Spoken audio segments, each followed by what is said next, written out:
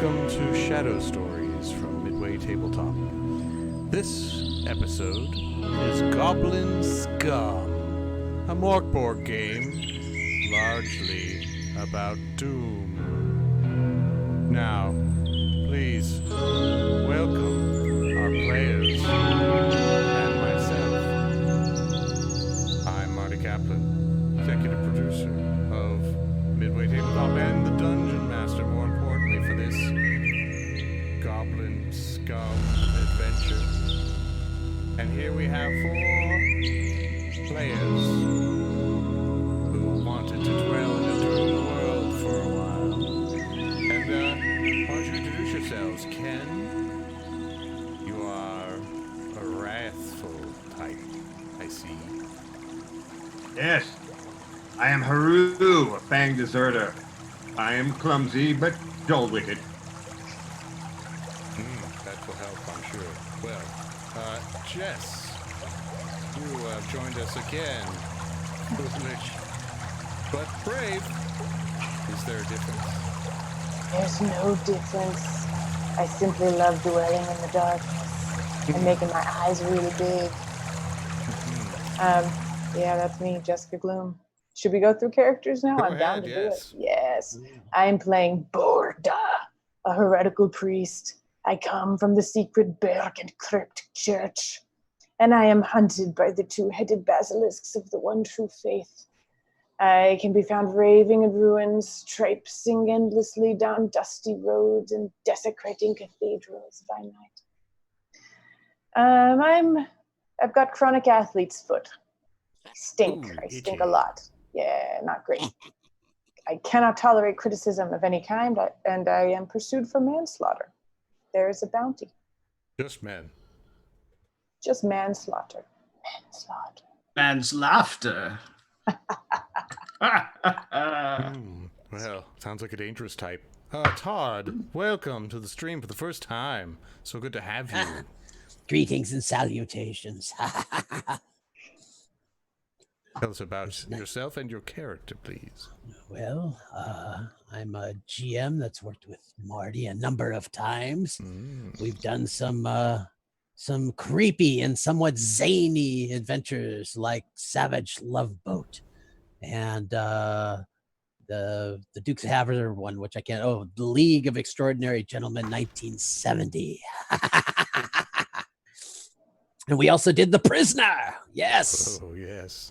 Well, I'm said I'd be seeing you, and now I'm seeing you.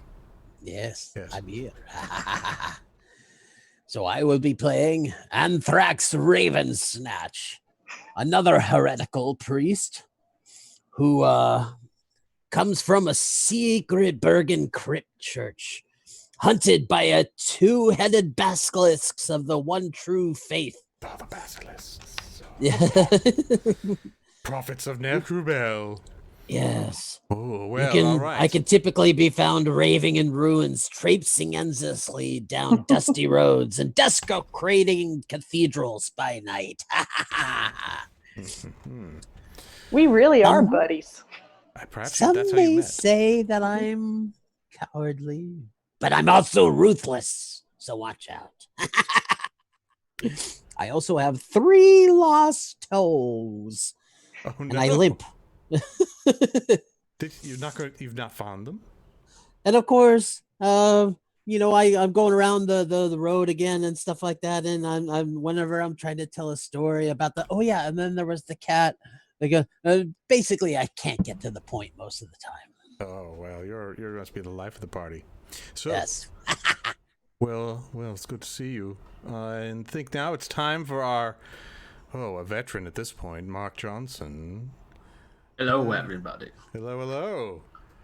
Tell us about what you're up to and your character for this game. I'm accustomed to being a goblin of the hob kind, and I'm looking forward to playing this SKÜM, and he will be known as Mercari, the occult herb master. So he's the guy you get your drugs from. He can hook on his own supply. Indeed. in mass quantities. He How will be else would he carrying be? it around. He will be not only carrying his supply, he will also be carrying a portable laboratory so he can create more supplies. I've already made a few potions if you'd like to try one. Thanks. Thanks. Yes. And it says that I was born of the mushroom, raised in the glade and watched by the eye of the moon in a silver black pool, which I find to be a very relaxing and calming experience to be stuck within the void. And now I'm stuck with you, so that's where we're at. Problematic. Well, we're not in a K-hole yet. So, let me give you a little orientation. You all have found yourselves in a country to the north, and this may not show up, but Believe in you. my darkling wicked. Anyway, buy the book, Yeah. you'll find it. It's right up here. It's called Alliáns, and it is the domain of a cold. It's a cold place. It's gotten colder as the apocalypse has foretold by he and she, the basilisk priests of Necrubel, the dark god that rules this place. As the apocalypse draws near, it goes colder because the Blood-Countess Anthelia drains all life and novelty, joy away from her subjects. No one knows how or why she does this, but it has made her. And powerful. So she rules with a council of strange beings twisted by her power, once human. And she has declared a revel. A chance to impress her and her court, make them happy, sad, rageful, prideful, lustful. If only for a moment, it would be a relief. But that may be too highfalutin for you four. How do you know each other? You're walking into the city, thinking, scheming? How do you get an invite to this revel and improve your station in life by getting close to the Blood-Countess? So yes, how do you know each other? I think it's pretty clear that me and the Anthrax Raven Snatch go way back. Way back. Yes, I think we came here together, perhaps. We found each other raving in ruins, possibly, traipsing. Much traipsing, I assume. And skulking. Skulking. Yes. A great deal of skulking. Yes. We're And kind of desecrating. we're the Cha-Cha and Hazel of this world. That's almost heresy all by itself right there. It is. It really is. All right, so that's there. Now, how about yourself there, Mr. Ken or Mark? Your characters. Here, cat. Stopped a demon blade for me in the zombie wars. Took it in the ass. The tip broke off. The wound never healed. I solved that wound with poultice for many months. And yet the thing festered. As they do in the ass like that. Nevertheless, Ass festering is the word. he saved me, and I was duty bound to care for his ass. This seems like a touching story. Perhaps perhaps a romance. How much touching is it? I touched him in places where his bathing suit covered. Show us on the doll! The man touched you. Excellent. Well, I just got whatever you need, to make you feel better. So anyone who wants to come to me and try out a few of my little poultices, I might be able to take care of that ass, or that ass, or whatever kind of ass you got. Anyone want to try? Kind of cash, grass, or ass. Any way I can bring in the cash is up your ass, you might make a good mule. You probably got a little bit more space in there to put Smuggling is a lucrative trade. the goods. Ever since the wound, he has been obsessed with ass. Assets. I keep telling you, it's all about the assets. Maybe that's how we met then.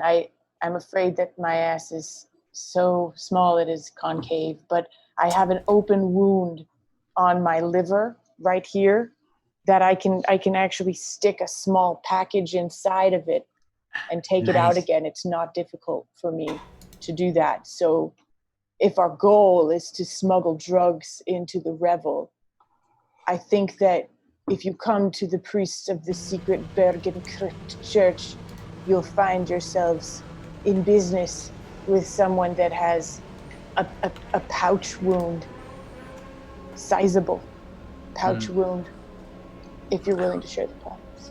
Well, I can own another one in my own belly, but I'd be happy to use you as a mule for my own purposes, and you will be rewarded greatly. Oh, thank you. That's always wonderful to hear about, because nothing can fit quite as much in it as a pouch wound. No one ever wants to look at it because it's actively necrotizing as we speak. You must show us. Oh, fine. Yeah, no problem. Yeah. Just then you turn a corner.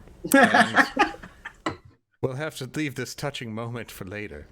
Don't touch it. The That's group of you terrible. step over a pile of, or a running open sewer, which is perfectly normal here in this town.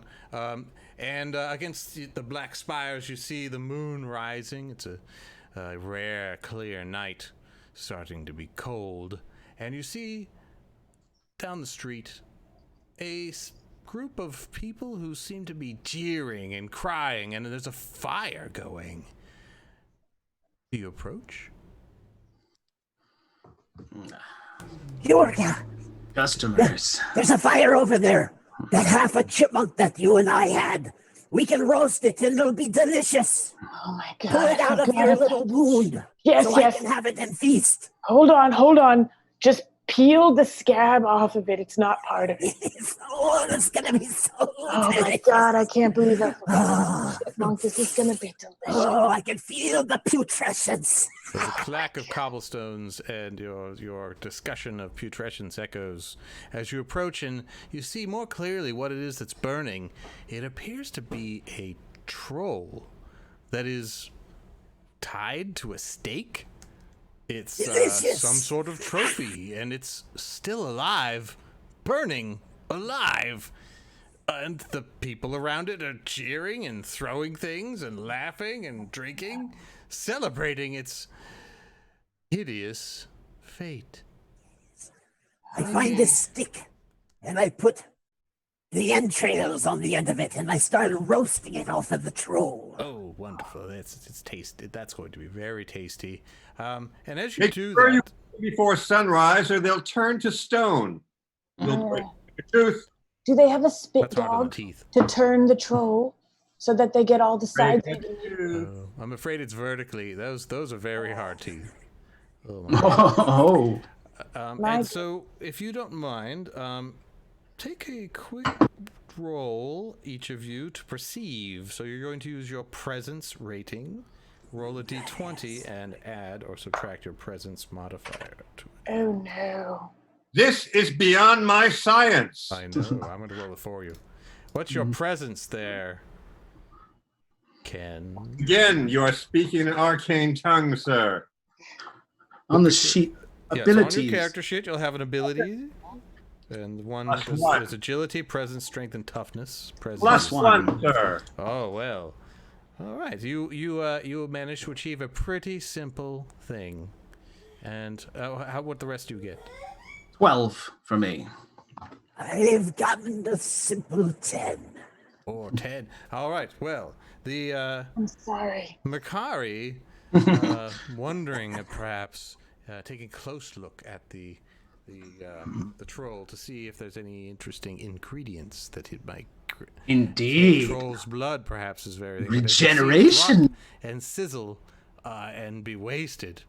Perhaps that drives you to a rage. But you do notice as well that the ropes are not well tied at all, and the thing is about to break out. What do you do? Oh, this is going to be very entertaining. I will try to see if I can grab a little piece of that action before I pull back and let the troll go crazy on the group of people around the fire. You're going to try and get some blood from it? Ideally, if I can, before it escapes. Go ahead. I'm going to call that a difficult thing because you have to go into the fire. And its eyes, the troll, of course, has a very long nose. It's green, mottled. Its hair looks like moss. Can I collect its boogers? Can I collect the slime that's coming out of its nose? Well, it's all, you're going to have to go into the fire, is what I'm saying. So doing that quickly might be a very good idea. Otherwise, it'll be very, very painful. I will do it quickly. I will use my alchemical skills. Right, yeah. So you're going to want to make an agility test at 14 difficulty. Oh, good God. I have a -2 agility. This is not going to be pretty. All right. Well, you can... whatever. Do what you want. Oh, I got a 3. Aha. All right. So an interesting failure in this case is going to have you reach in and try... You have a cup out, perhaps, trying to catch a wooden bowl, trying to catch his blood as it breaks out right at that moment and slams you back. You end up flying, taking... 1 point of damage. Does that kill you outright? No, I have 4 hit points and now 3. Hearty. So you go flying out past you. Luckily, you land on top of a bunch of peasants. They're very soft. Nice. So, now what we do is the thing has broken out, and its eyes are filled with rage. Its black eyes with flames painted on them from its captivity now over, and its rage taking over. Its tiny brain takes a look around and begins to grab people and eat them. So, troll versus you guys. You need to make I will make a D6 roll to see if it is going, I should say, or you all go first, so you can go in any order you like. You work it out amongst yourselves. What do you do? I would on its back and guide it to the rising sun, which is creeping over the buildings, turning it to stone. Very well. Okay, you're going to grab it. Mount it? You're going to I'm mount going it. to step upon its shoulders, Going to mount it. grab it by its ears, Mounting the troll. ride it like a mule to the light of the rising sun creeping behind the buildings. This will be entertaining. This sounds like it might be a good time to use. First try it, and so you're going to take your strength to try and lift yourself up and get on top of the thing and make it your bitch. So, Sadly, my strength is -2. so perhaps this is a. So go for rape. You might want to instead somehow convince it or talk to it or make some sort of appeal to its better nature with your I do have a presence. high agility. An agility might. Perhaps I can taunt it and eat it. All right. So do you have a weapon you would like to attack it with? Do I have a weapon? Let me see. I mean, I love your first pitch, but we're just going to say that maybe your character thought better of it in a moment of rare self-preservation. Well, I have a short sword. Oh. Ooh. I have a meat cleaver. Oh. It does D4 damage. My short sword does D4. Yes. A cleaver or a sword?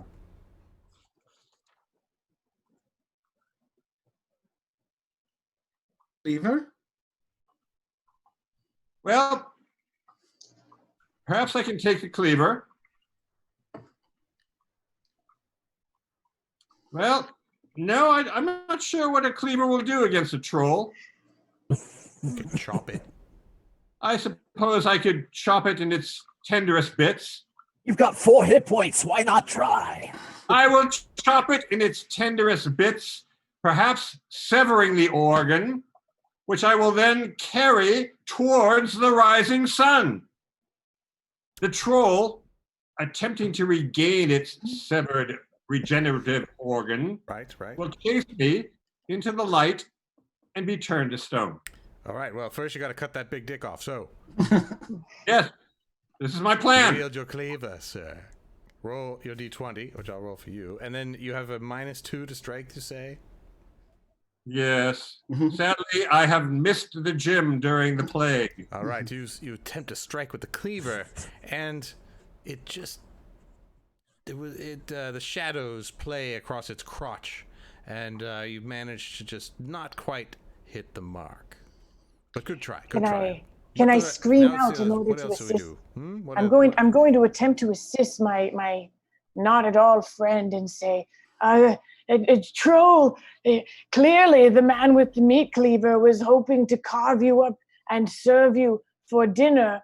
You must follow him as he runs into the eastern sky over there. You simply must run after him. He's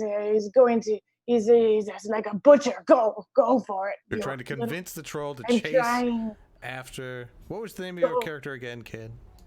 It is Haru with an umlaut over the U. Heirloom. H-A-R-R.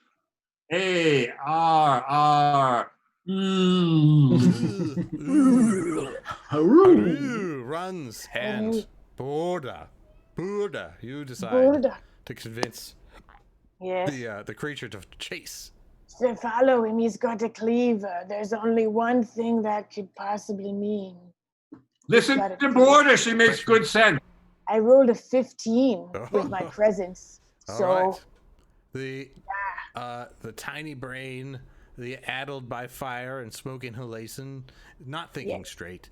Meat Not cleaver that it man. would as a troll ever. No. Believes Stupid you. troll. Yes, and it indeed chases Haru towards the sun. Run, Haru. It seems your plan, at least the first part, is working. I'll continue to chase it from behind and chop off bits of it so that I can take them as components. Be careful not to use a meat cleaver, or he'll think you are also a meat cleaving man.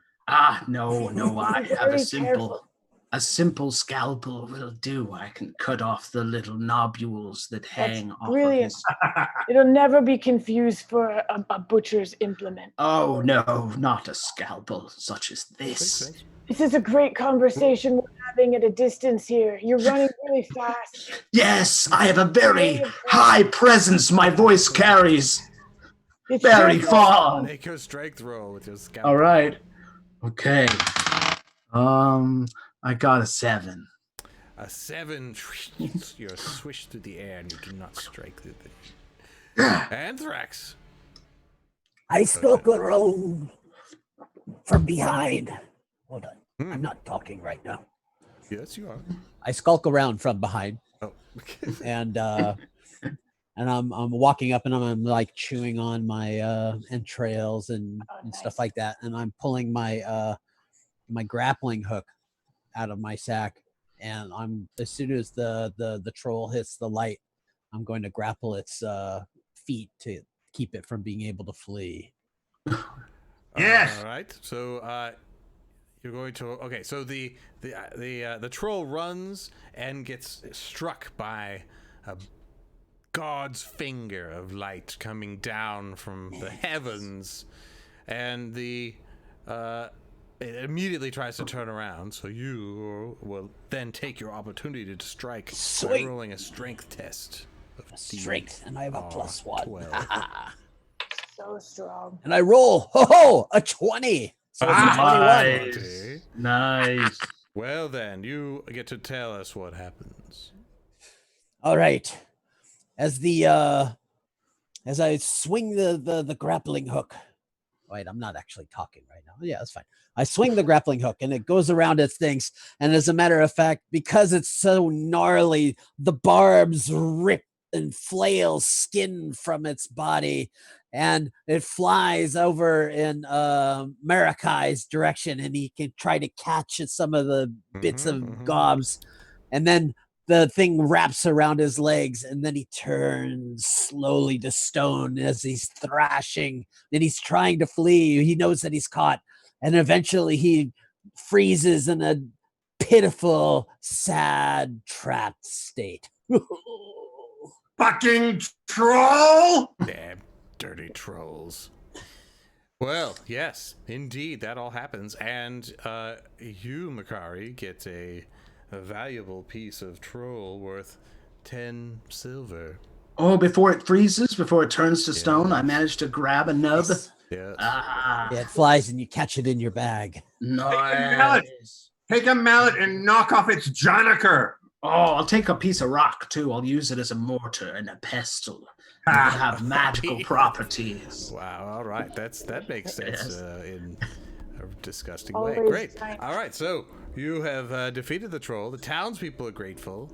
And it just so happens one of them is a cobbler who is a royal decree to make shoes for the Blood-Countess.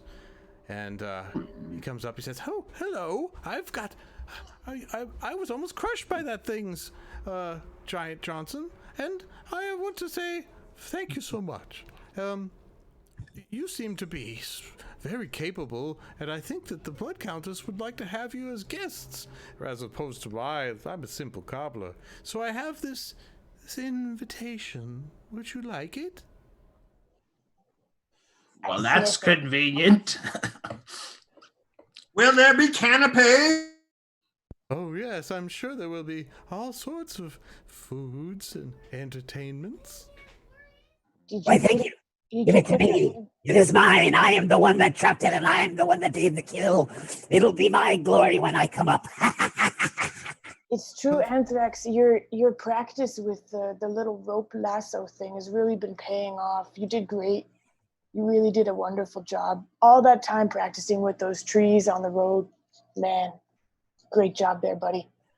But Looking at me late at night while I was practicing. Ooh. I noticed because I can't sleep if you're not snoring. Oh, the It's dulcet embarrassing. tones of my snores. Yeah, it's I've weird. known to put many people to sleep. It's true. wait, it was my fucking plan to bring it to the light. Can't we share? Well, you could be my +1. Ah, I'll be your arm candy indeed. You can all be my plus 3/4. Something We like can all fit under your cloak.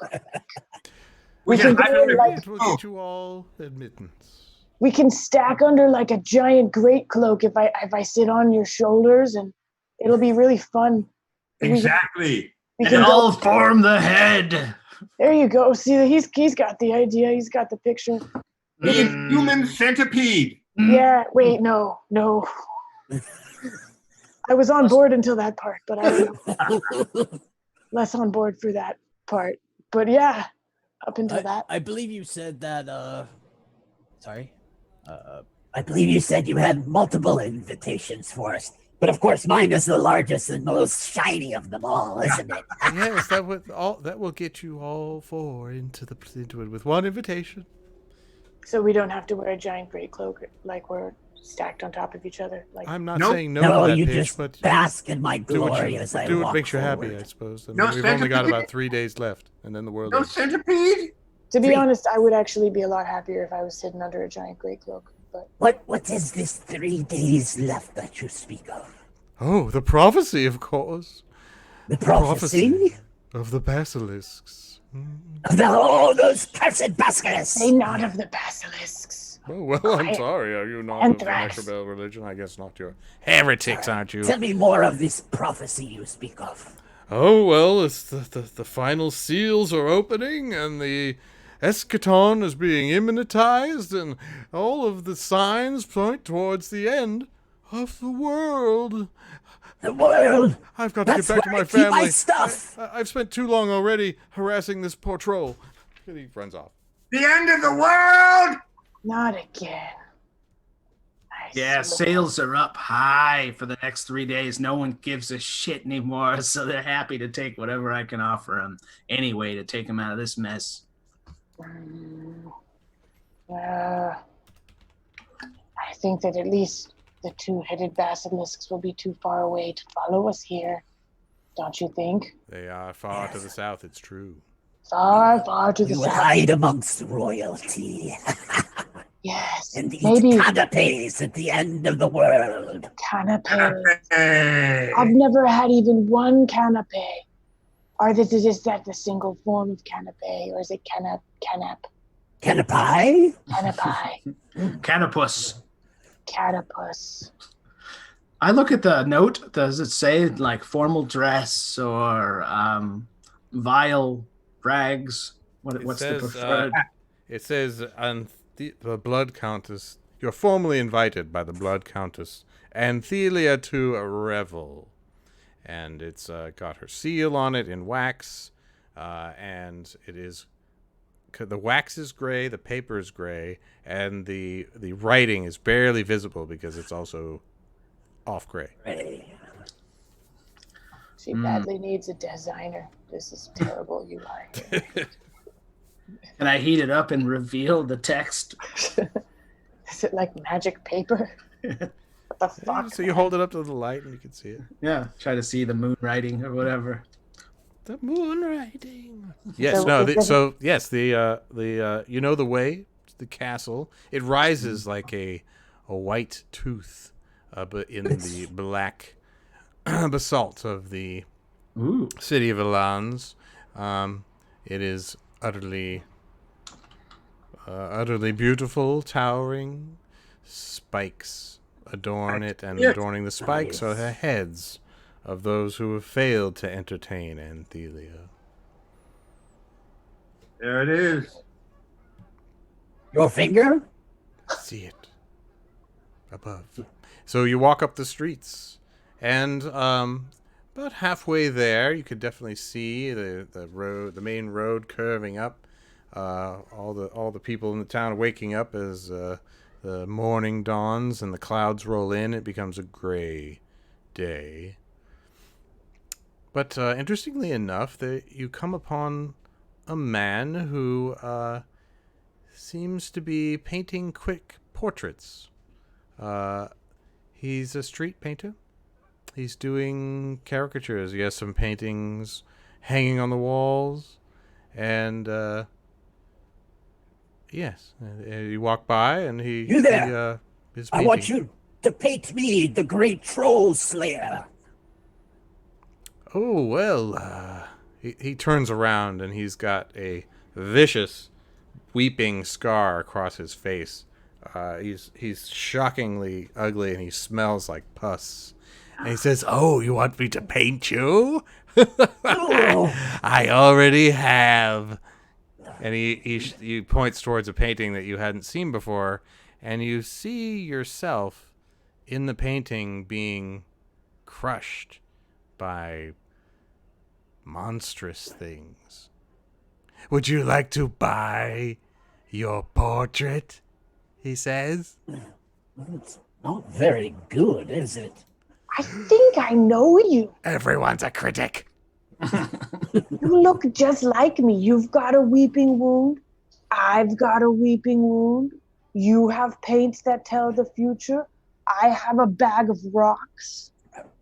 I'll give you 1 silver for it. I Sold. think you're Take my it. cousin. Take it away. It haunts my dreams. Oh, yeah, he's definitely related to me. That He star got it. haunts my Okay, dreams. and he gets a receipt out, like a little book, and he's like, It's nice of him. He's he making it. rips it out. He's like, "There you go." Thank you. And I put it in my bag. It's like an 8.5 by 11. It's like Or plein air. Is he And like you move along. What is he doing? Is he like hacking up a corpse, but with a big I take a closer look at it. And, No, and you're see like if there's it's kind of like a any, Cuernavaca kind of thing where you're just like laid out and abstract on the ground, and these like monstrous things are sort of stomping on you and crushing you and impaling you with their horns. Is there any things in the scenario, in the scenery, or any like things that I could like try to recognize? It definitely seems that the background is white. White. Okay. Like What it's a is the white thing? room you're in. What things are crushing Either us? that or he's just a really lazy. Haru, your question. What things are crushing us? They are silhouettes of things that look like animals, beasts, monstrous things. It's hard to tell. It's a bit of an abstract. Is this the future he paints? Would appear. Yes. What's your name, painter? Who, me? Yes, you. I'm Jorgen. Jorgen. Right. And you dream these honestly very beautiful pieces of artwork here. You dream them in your brain, in your brain. They haunt Not me. in They haunt you. That must be really difficult for you, Jorgen. Would you like me to maybe stick an ice pick in your brain so that your brain dreams go away? I agree with you. That? I would happily do that for you, Jorgen. We suffer from the same malady. I understand the pain of foretelling. I get it, man. I will happily take care of this for you. One little hole in the skull, wherever you want. It doesn't matter. Dips his brush in lead-based paint and just... Look at you. You're on top of this. You can do this, buddy. Come on. I don't think I'm ready for trepanation, honestly. But if you want to buy another painting or commission Okay, one... fancy word, man. Trying to make my ice pick idea look something medical or whatever. I'm just trying to help. It's just that my mother was trepanned, and it did help her. I'd happily take care of it for you, like I say. Look, my friend's even got a scalpel. That's probably sharp enough. It's right? It's quite fine. Look, see, I had it done. Yeah, look, that's Make a presence check to convince this guy that street surgery is a good idea. I rolled a 13. I've got a +2 presence, so I'm down right. 15 total? 15 total. That's math, buddy. He's into it. He's like, great. All right. Listen, I'll throw in a fainting for you. Oh, thanks. Like, we'll do a trepanning, painting, trading. This is great. This is trade for trade. Do you want to eat any paint? People. Oh, yeah. It does have lead. Oh, it sounds tasty, man. I'm excited about it.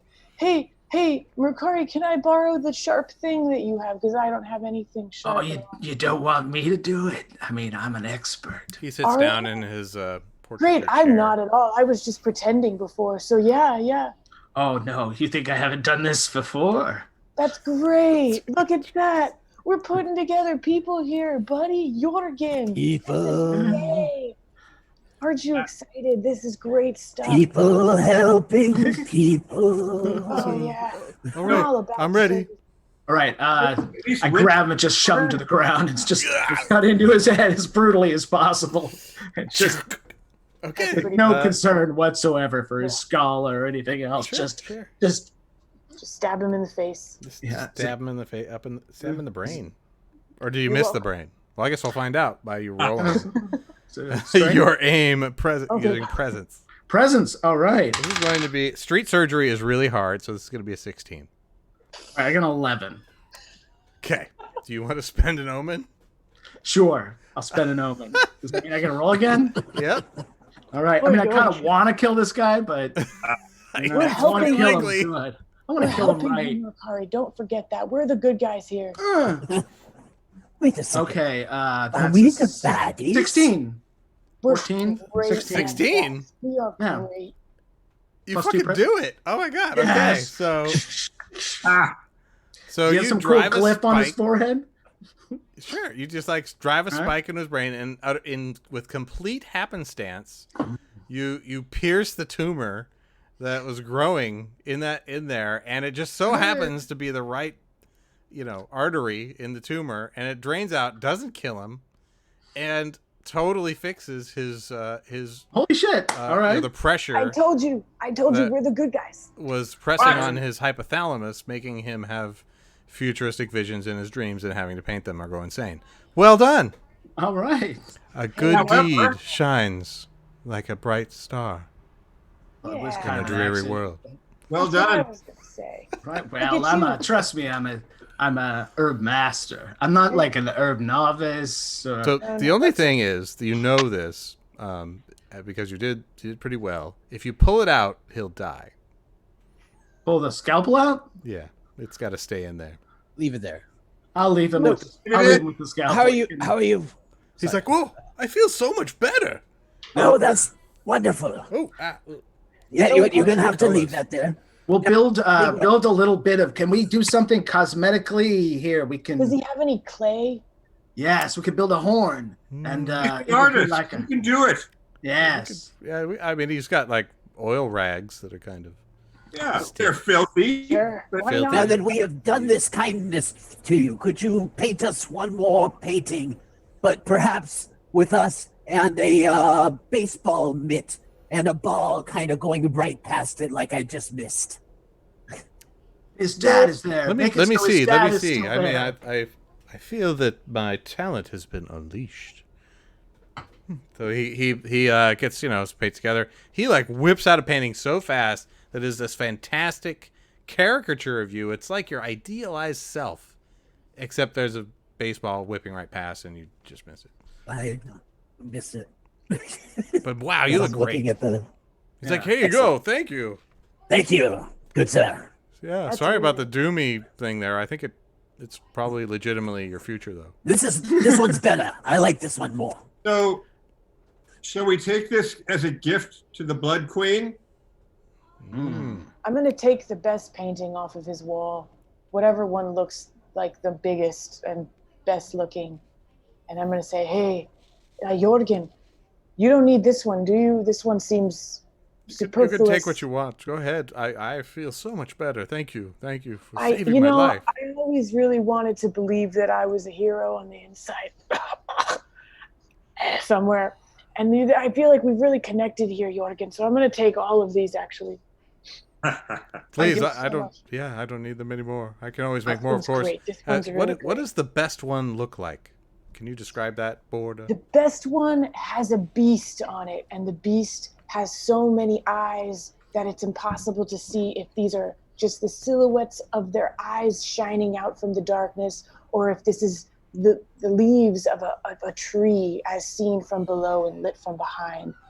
This creature has so many limbs in so many shapes that it seems again as though a tree has come to life and is storming its way out of the earth and is trying to find its way towards blood. And you can almost smell the blood when you look at this painting. It's very pretty in its own way, kind of lacy. So yeah, it's That's nice. very nice. She is the Blood-Countess, so it makes sense. You might like I it. look at it and I think Blood-Countess, she's gonna love it. Nailed it. All right, you take the paintings and you move on to the gates of the castle of Anthelia. And as you get closer, you do hear the sound of revelry. A noise that is unfamiliar, like there's laughter and cheering cries of delight. Never heard such a thing. Not last year or so, ever since the weather went bad and the crops went bad and all the livestock died and all the children started to die and everything started to mutate. Yeah. But no, here in the castle, it seems there's a party. And you have an invite, don't you? I don't think Max does, but yes, I'm still gonna find a great cloak. Mm-hmm. Before we go in, I shove a vial into Borda's hands and I say, hold on to that for me. We're going to need that later. Oh, should I put it in my pouch, or is this not a pouch thing? It's more, put it in that cavity we were talking about. We don't want Yes. anyone to find it. My skin pouch. It's always bleeding and always filled with pus. Don't worry, it'll be safe. Perfect. That'll be a present. It's a present from me to the Countess. Oh, that's so nice and thoughtful of you. You're such Yes. a kind soul. Clearly, I am an expert physician and apothecarian. It's clear to me. I'll give you a really solid reference for the next 3 days. Been getting some horrible whelp reviews. Well, It'd be nice if I could just get maybe 3 stars. That's not much to ask. 3 days for 2 more stars. We can do it for you. We Ryan. can Yeah. do there were it. 3 stars that fell far away probably into the Sarkash Forest a few nights ago.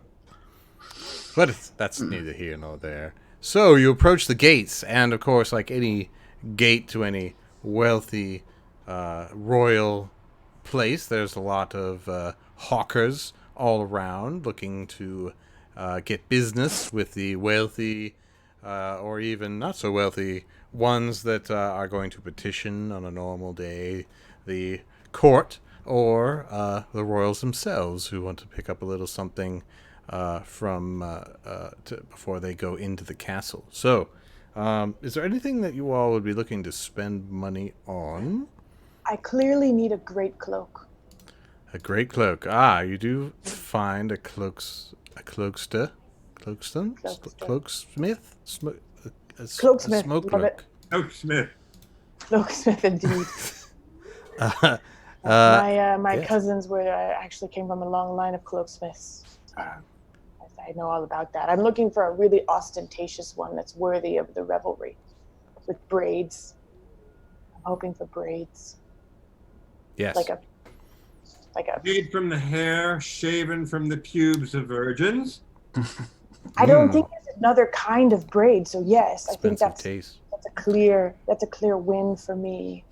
So you do find a nice shop that's got some cloaks and other boots, and it sells other sort of fabric, dresses and coats and doublets and This cloaksmith is really branching out. that sort of thing. And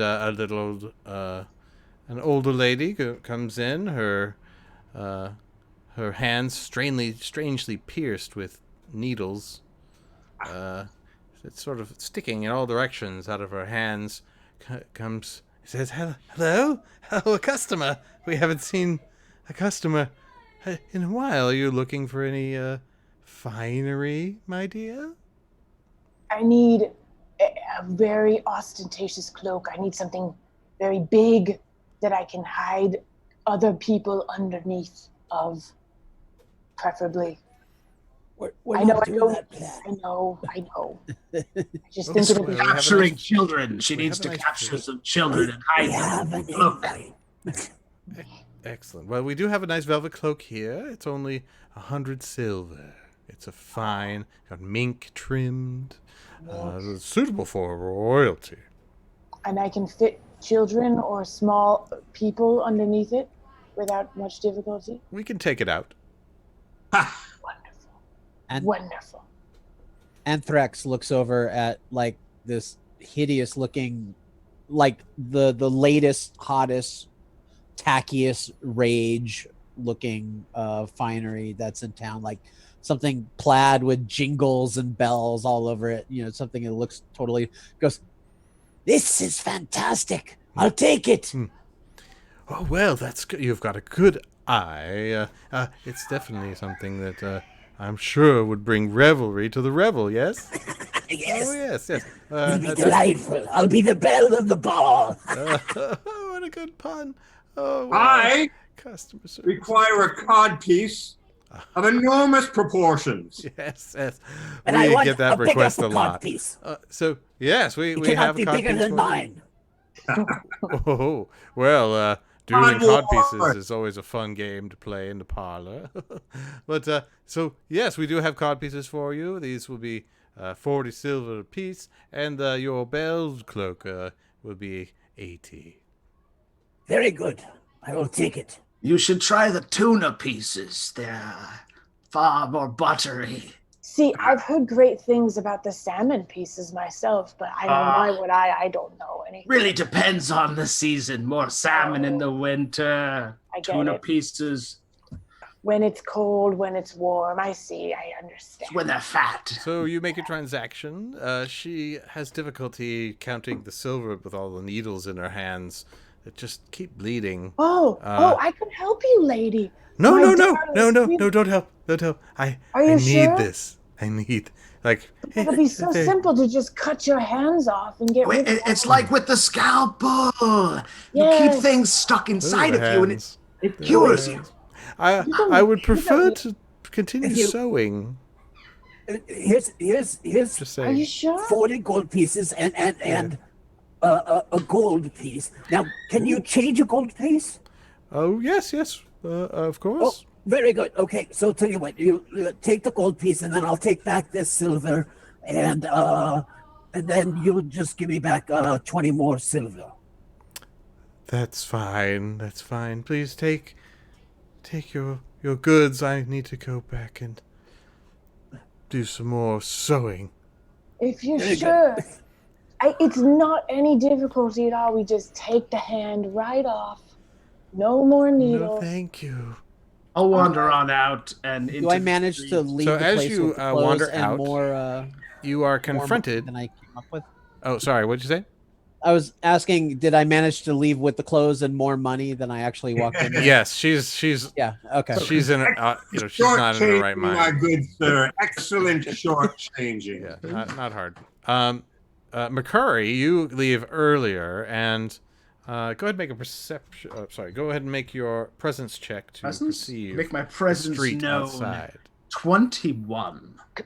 Wow. Okay, you easily see some odd gentlemen, a collection of a few, perhaps 4 or 5, lurking in alleys just outside the shop, eyeing each other and the door, and now you. They look like ruffians. I smile at them and turn around and go back inside. All right. I say, we have new friends waiting for us outside. I think it might be the welcoming party.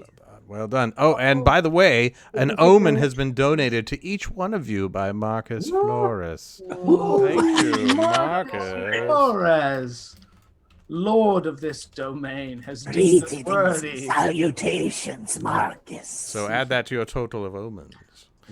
Holy shit. That's Merc- really ominous. We have a fan. So the seamstress has gone back into her shop. You guys are in the essentially the vestibule, the display room. Mercari comes back in with some news. I believe we have some new friends that we need to introduce ourselves. Do they need trepanation as well? Yes, but more the sneaky kind. You know, just sort of walk up to them like we're friends and then surprise them with the gift. Oh, I do really love helping people get rid of the demons in their skulls. That is so helpful. You are a dear, Borda. Thank you. Oh, that's so nice. I'm going to put on my new giant cloak and make sure the hood is covering my face and I look like some kind of sleuth. May I hide under your cloak and Of surprise course. the ruffians? Oh, yes, of course. That's what it's designed to do. This is very exciting. Now, Excellent. it's even long enough that if I ride on your back, you'll look like a giant humpbacked creature. Let's all hide under the cloak. We'll all come into one large ruffian. All right, who has the Perfect. best agility? Oh, I believe I do. No, Not me. Agility. I will stand next to Borda's giantness with Aru and be like their companion or something. All right. Companion My to some- agility is 10. I can use my Your strength. agility? To Oh, you be rolled the that? bottom guy. No, your agility is whatever the plus. You'll have a +1 or 2. Yes, plus 10. That is not true. No, I have my glasses. Or it's +0 probably. Probably +1. Zero. That would be It's good. either 1, 2, or 0, right? I feel like just saying yeah. Okay, so That sucks. it is now. okay, so you managed to so you walk out the front, yes? Makari, you're we you're have out to of the stack side up? of I'm going to have my a sling large ready. cloaked mass. I have my sling ready and I sort of keep it surreptitiously ready to strike them. I Yes, have a pair of scissors. standing outside in the middle of the road are 5 ruffians, and they don't have any teeth, yet they're smiling.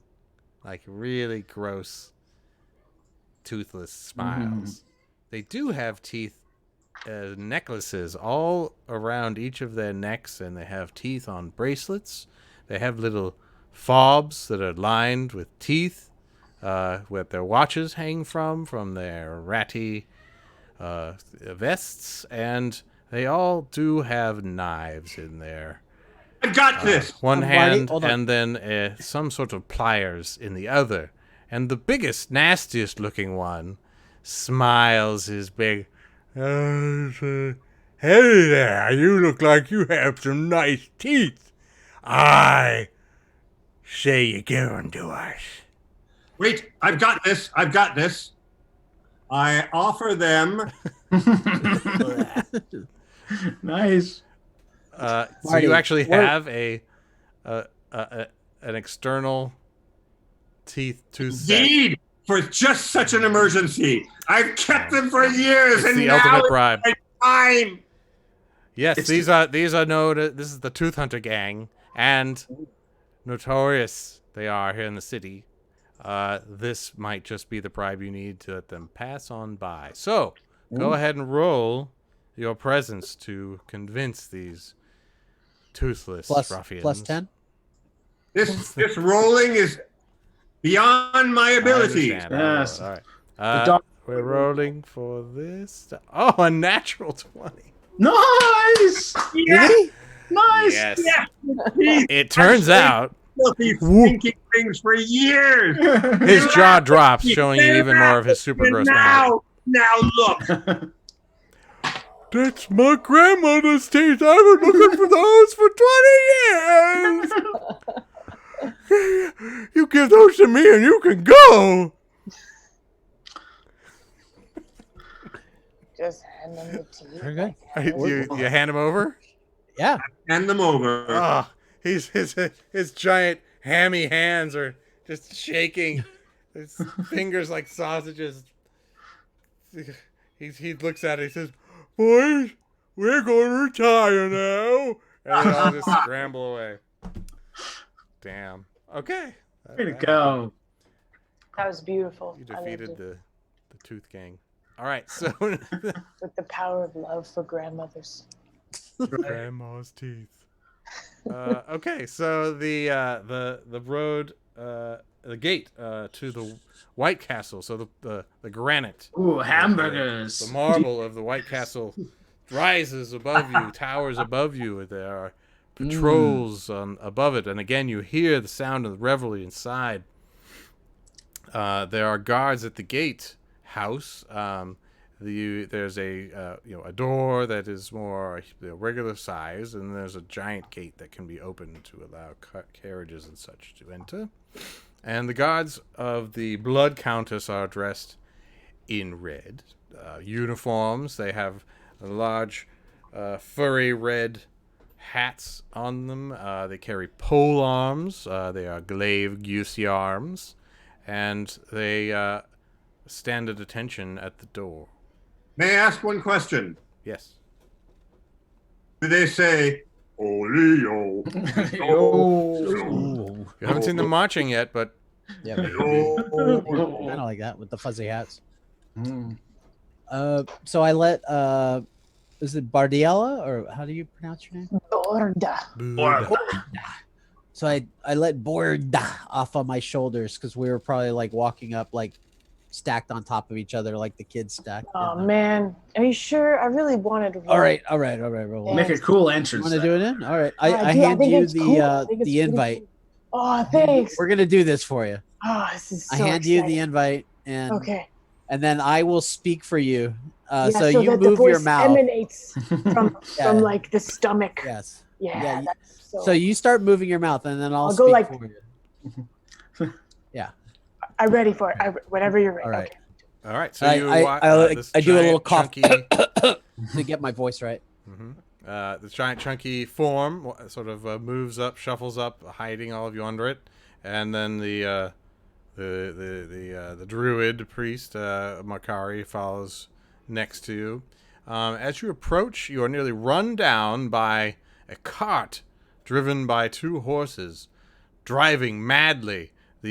The driver on the cart blows a horn that seems to alert the gate to open, so that it barely opens in time. And you can make a perception to see Something about the cart is odd. There's something in the cart. In Unnatural the back. 20. I rolled a 18. 60.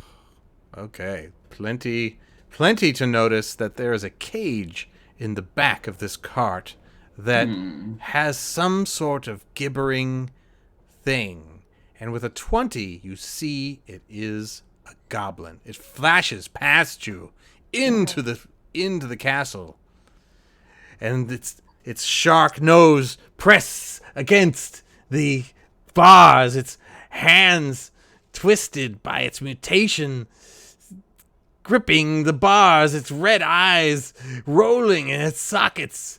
Still human, but in a body it can't control. And it flashes by you. Makari, we have another creature that we must give the gift of trepanation to. We have to Clearly. get inside. Did you see that to a the goblin. goblin also? With its red beady eyes, screaming of hatred. I saw a glimpse, but nothing like what you saw. I just saw something vicious. It was probably because of my extended height since I'm on Anthem. It is difficult looking over your shoulder. If you could just walk a bit to the side so I can see where I'm going, that I won't do that. No. greatly appreciate. I absolutely. If we could just, you're getting, I don't mean to be rude, but you're getting a little bit heavy.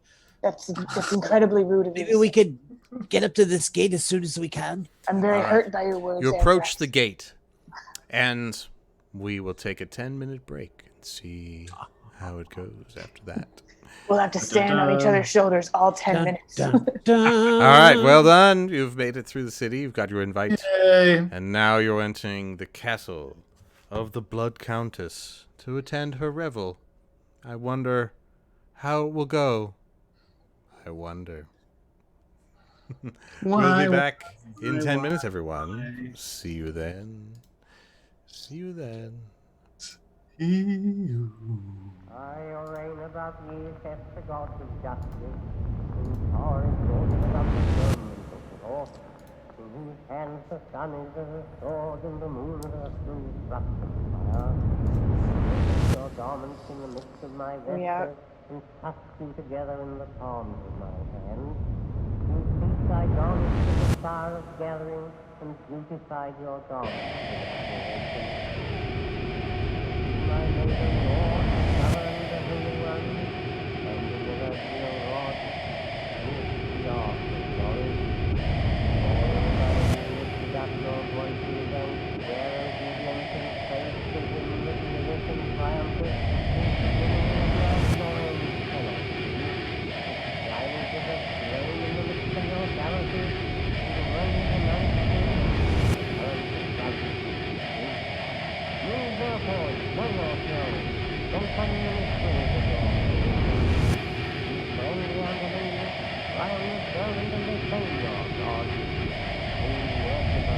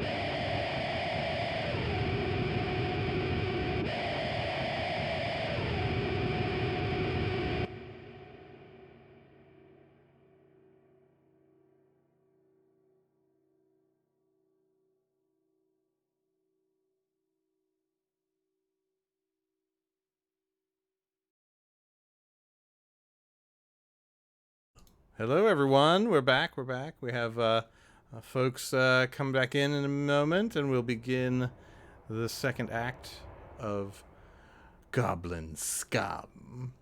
Our MÖRK BORG adventure for tonight is it's been pretty amazing to get a lot of conversations going with the MÖRK BORG creators. So they are very interested in what we're doing here with kind of the humor plus horror plus awfulness, and of course costuming. And so we're talking to them about a little thing called Morktoberfest, which you'll hear about more upcoming on the stream. We'll talk about it a bit more tomorrow at our sort of midway tabletop cast and crew conversation that we call Secrets Revealed. And so we'll shoot the shit then, and we'll talk a little bit more about Morktoberfest, which is going to be quite fun. So with that, I think we have everyone. Well done. Thanks. And again, thank you to Marcus Flores for donating $20 to the stream. You can donate to the stream yourselves if you like, and drop in to help the artists that are working with cast and crew of the Midway Tabletop. Everybody's out of work. We can't do live events. And so we decided to do a stream, this stream, and others one, and the Eternium Road stream, and hopefully more to help those performers make a little scratch. So that's Midway Tabletop. Now let's go back to the shadow story of the hour, MÖRK BORG, Goblin Scum. When we last left our intrepid scum, they were trying to get into a party, a party in a castle, a white castle that towers over the black city that it dwells in. The city of Alliáns, the capital of Kergüs, ruled by the Blood-Countess Anthelia. She's the one throwing this revel. And so now we rejoin our heroes at the gate where they present their invite. Why don't you describe what you look like as you shuffle up to this set of guards all dressed in red? So the two of us are stacked on top of each other like the classic two kids in a raincoat sort of thing. This time with a giant cloak that's covered. And I'm using my strength to kind of keep her up above me, and so I've got like the coat kind of like hanging over my face, kind of like that. And basically we've come up with We're of agreement here that when we get to the front gate, you will move your mouth and I will speak for you, and you will just hand them the invitation. It'll be and perfect. We will get in. They'll never notice a thing. They'll never notice. It'll be Never. flawless. Absolutely. It's going to be brilliant. Owl puppetry. I have to get into my acting voice.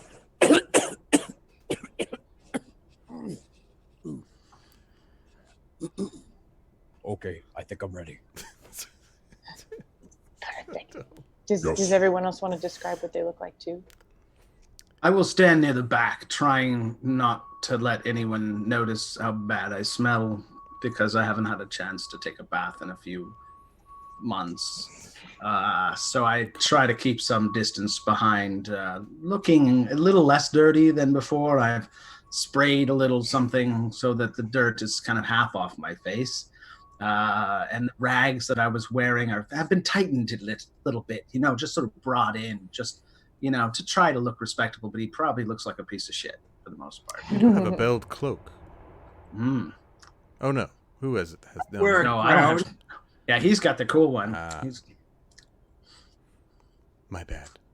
And And human garbage. And yes, our other companion. What are you looking like at the moment? I wear a crown I stole from an elven lord who was having foul congress with a knothole. I took him unaware, stabbed him in his gizzard, and stole his crown of silver and gold.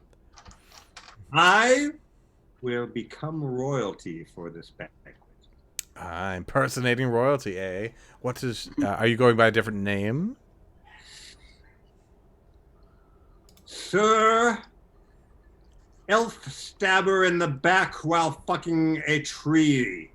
I think in Elven that is Haru. It's such a coincidence.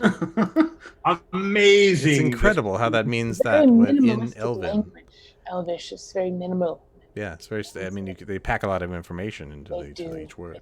A lot of it is the body language. Yeah. It's a symbolic Which in text. this case is fucking a tree. Is that what that one means? I never thought.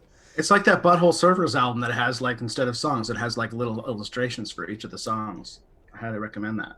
Like there's a horse like peeing on the ground, and that's one of the songs. This is MÖRK BORG, sir. Stop with your butthole surfers. Amazing how the elves managed to avoid sliver dick. I've never learned. They are one with nature. It is a poultice. It is a simple poultice they make. We can sell it to them, and then we can trepen them. I assume that's the verb form of that. I don't actually know. Tree fucking? Conjugate the verb. Conjugate with the tree. There you go. Conjugate. Well, all right, moving on. We have guards ahead at the gate to get through and a party to get to. So, what is the strategy that you are using to get in? We have invites. We have invite, We're fine. and Playing it cool, Bjord man. has the invite in hand, and I'm going to speak for Bjord. Yes. And we will just make our way in as if we were. Well, we are until we're invited, but this is fun. This is so more we're fun. gonna- This is what we do. Yes. So And then when we get inside, I will step out and they'll go, "Ha ha, it's me!" It'll be jolly good fun. So the guards take a look at this odd crew. They look at each other. One of them knocks on this door, and a window opens. Whoosh, and a man. You can't tell if he's small or if it's just the door so big. Anyway, he sticks his face out. He's got an elaborate mustache and curls, and he's also wearing a big poofy, but not quite as tall as these guards, red hat. And he says, "What do you want?" It is I. We are here. Take our invitation and let us in, you scum. Or if you don't, you will taste the black sperm of my vengeance. Well, you have an invitation? Of course. It's let right me- here let in me my see pocket. it. See? I belong here. All right, well, roll your presence. Very D20. good. It's a DR. I give you a +2, DR 14. 17. Rolled by her. Well done. All right. He takes. He's very impressed. He says, "Well, the party has started. You're late, but I guess we'll have to let you in because I'm sure the court would love to see you." Absolutely. I will Quite be an the interesting- belle of the ball. And your invite, it seems to be in order. Well done. All right. Well, come in. Why don't you? And so they closes the door, so it opens silently, and you see the gardens and the sort of main entrance, a large cobblestone court of the castle. Of course, everything is white, even although with a cloudy day, things are not blindingly white. But you walk in, and they shut the gate door behind you. Now, looking out upon, taking in the castle, you see it does soar. Seems to be a few different parts of the castle. There's certainly the place you're in now, which is full of carriages from all the partygoers. There are horses. There are other folks who are a little bit late, walking towards a larger building with sort of large banners flapping in the wind with the symbol of the Blood-Countess, a single red drop of blood on a black field. And the You join the procession of what looks like nobles, and you certainly are not the same as all of them. Perhaps you fit in a little bit. Do you try to interact with them? What else? What else would you like to do? Make ye way! See if I can sell Make ye way! sell some drugs to one of them, like on the sly, I have a crown, an We elven are on a crown. quest for the canopies. Where are them? Forsooth. All right, there are servants, and one of them hears you talk about canapes. And, Canopies, now! a footman approaches you and says, "Oh, well, if you're looking for the dining hall, it's right this way to the right." And you see some people heading that way. Other people are heading to what looks like a larger building, probably the court. And where's the mead? That will be also in the dining hall. We have it all set up. The revel is going on even now. I'm gonna try to steer Anthrax with my hands grabbing his shoulders and trying to steer him towards the revel, but I think he wants to go towards the dining hall. So I'll kick him in the ass occasionally and just sort of push him the direction that he needs to go, just occasionally. Revel. What are you Revel. doing there? We're going Up and revel. up. The revel. Gotta see the revel. Canapes! No, Canapes! What the- no, we gotta see the revel. There's the revel with the Okay. lady. Are you going to split up? Canopies, Or are you I trying demand to- No, we're all canopies. going for the canapes. This isn't can't-a-pays. These are can.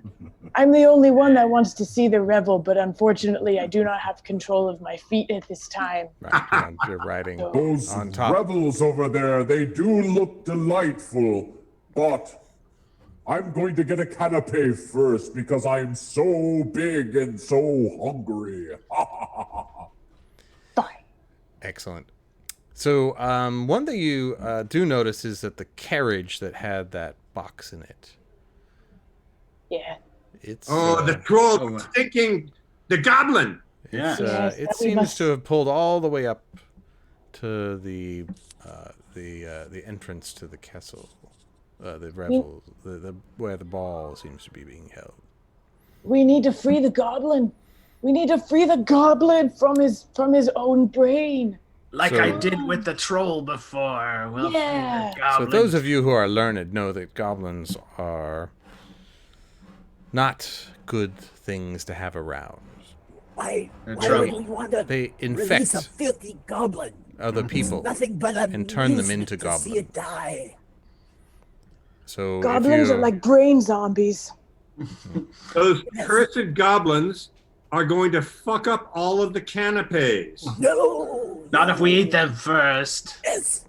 We They must get always there bring quickly. out more canapes. Mercari, don't you know anything about famous rich people? Can There's I- always more canapes.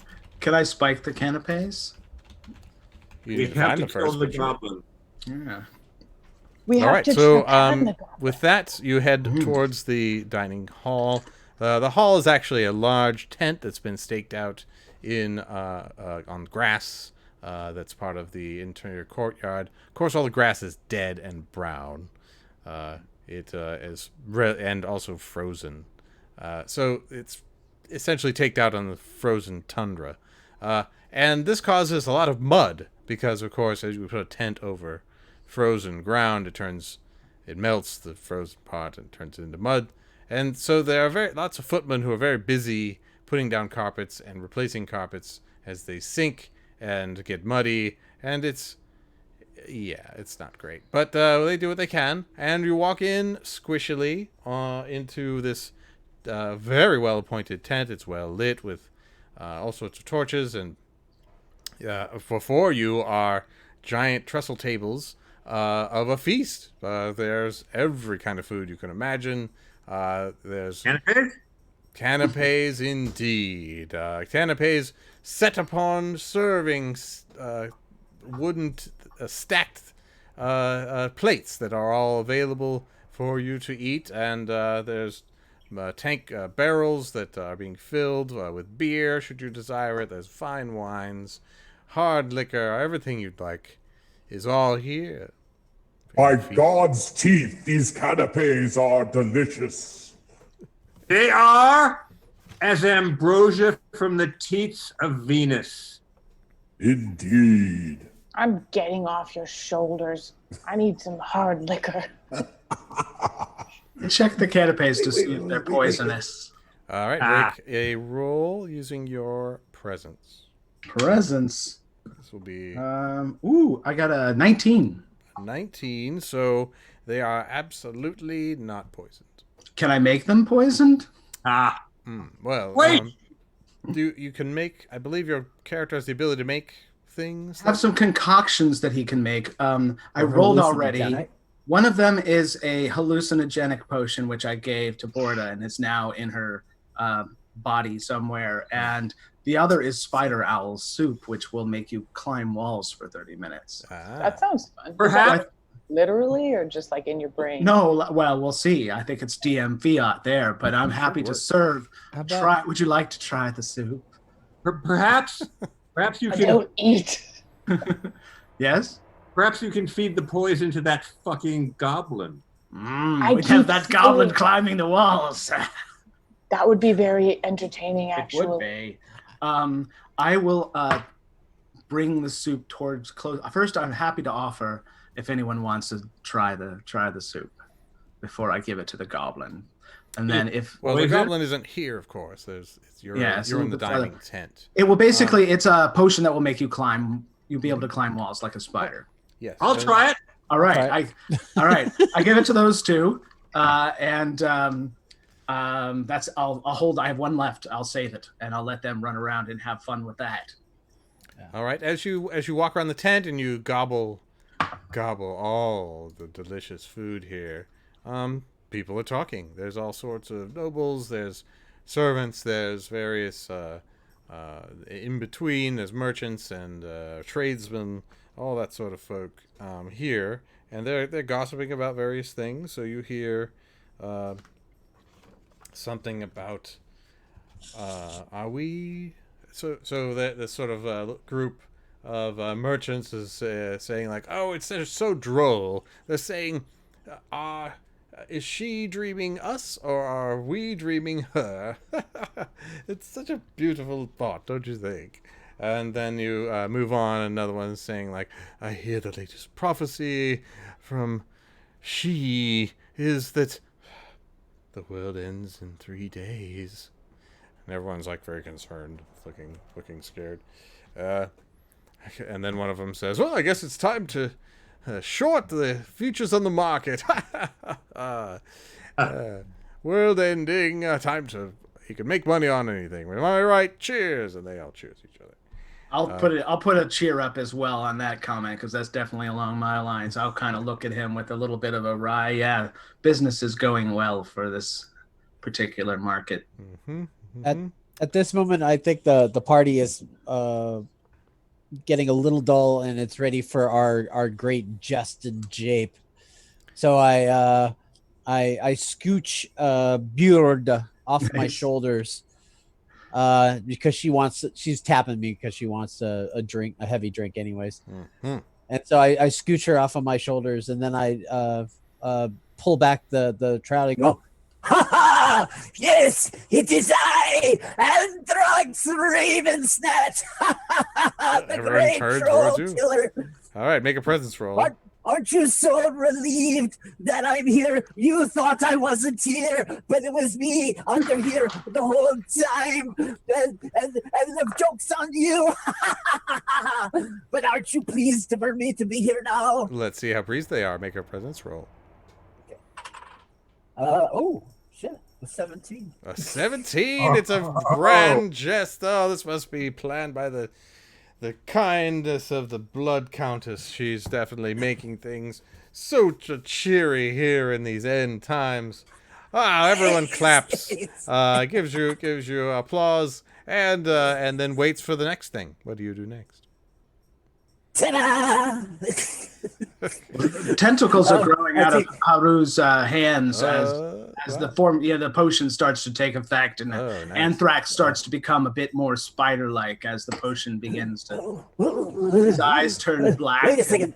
All right, so yes, in the spider soup works. And if you choose, you can leap He sneezes and I jump. crawl. Sorry, You hold can do a whole acrobatics act if you want on the inside. Yeah, I sneeze and I like land on the wall, and I'm Yeah. like sticking there on the wall. Yeah. They're like, whoa, whoa. You could do a Fred Astaire maneuver, you know, where you're dancing on. You could do the whole dancing on the ceiling thing. Yeah. You know? Oh, what a how feeling. entertaining. I think while he's doing his Fred Astaire thing, I'm going to take my giant great cloak and scooch my way over to the hard drinks table and see if I can steal the hardest alcohol that I can, whatever's most likely to be flammable. Oh, yes. Well, that's not a problem. You definitely find a, there's a footman there, but he's there to serve. So, what would you like? What's your pleasure, my lady? Do you have any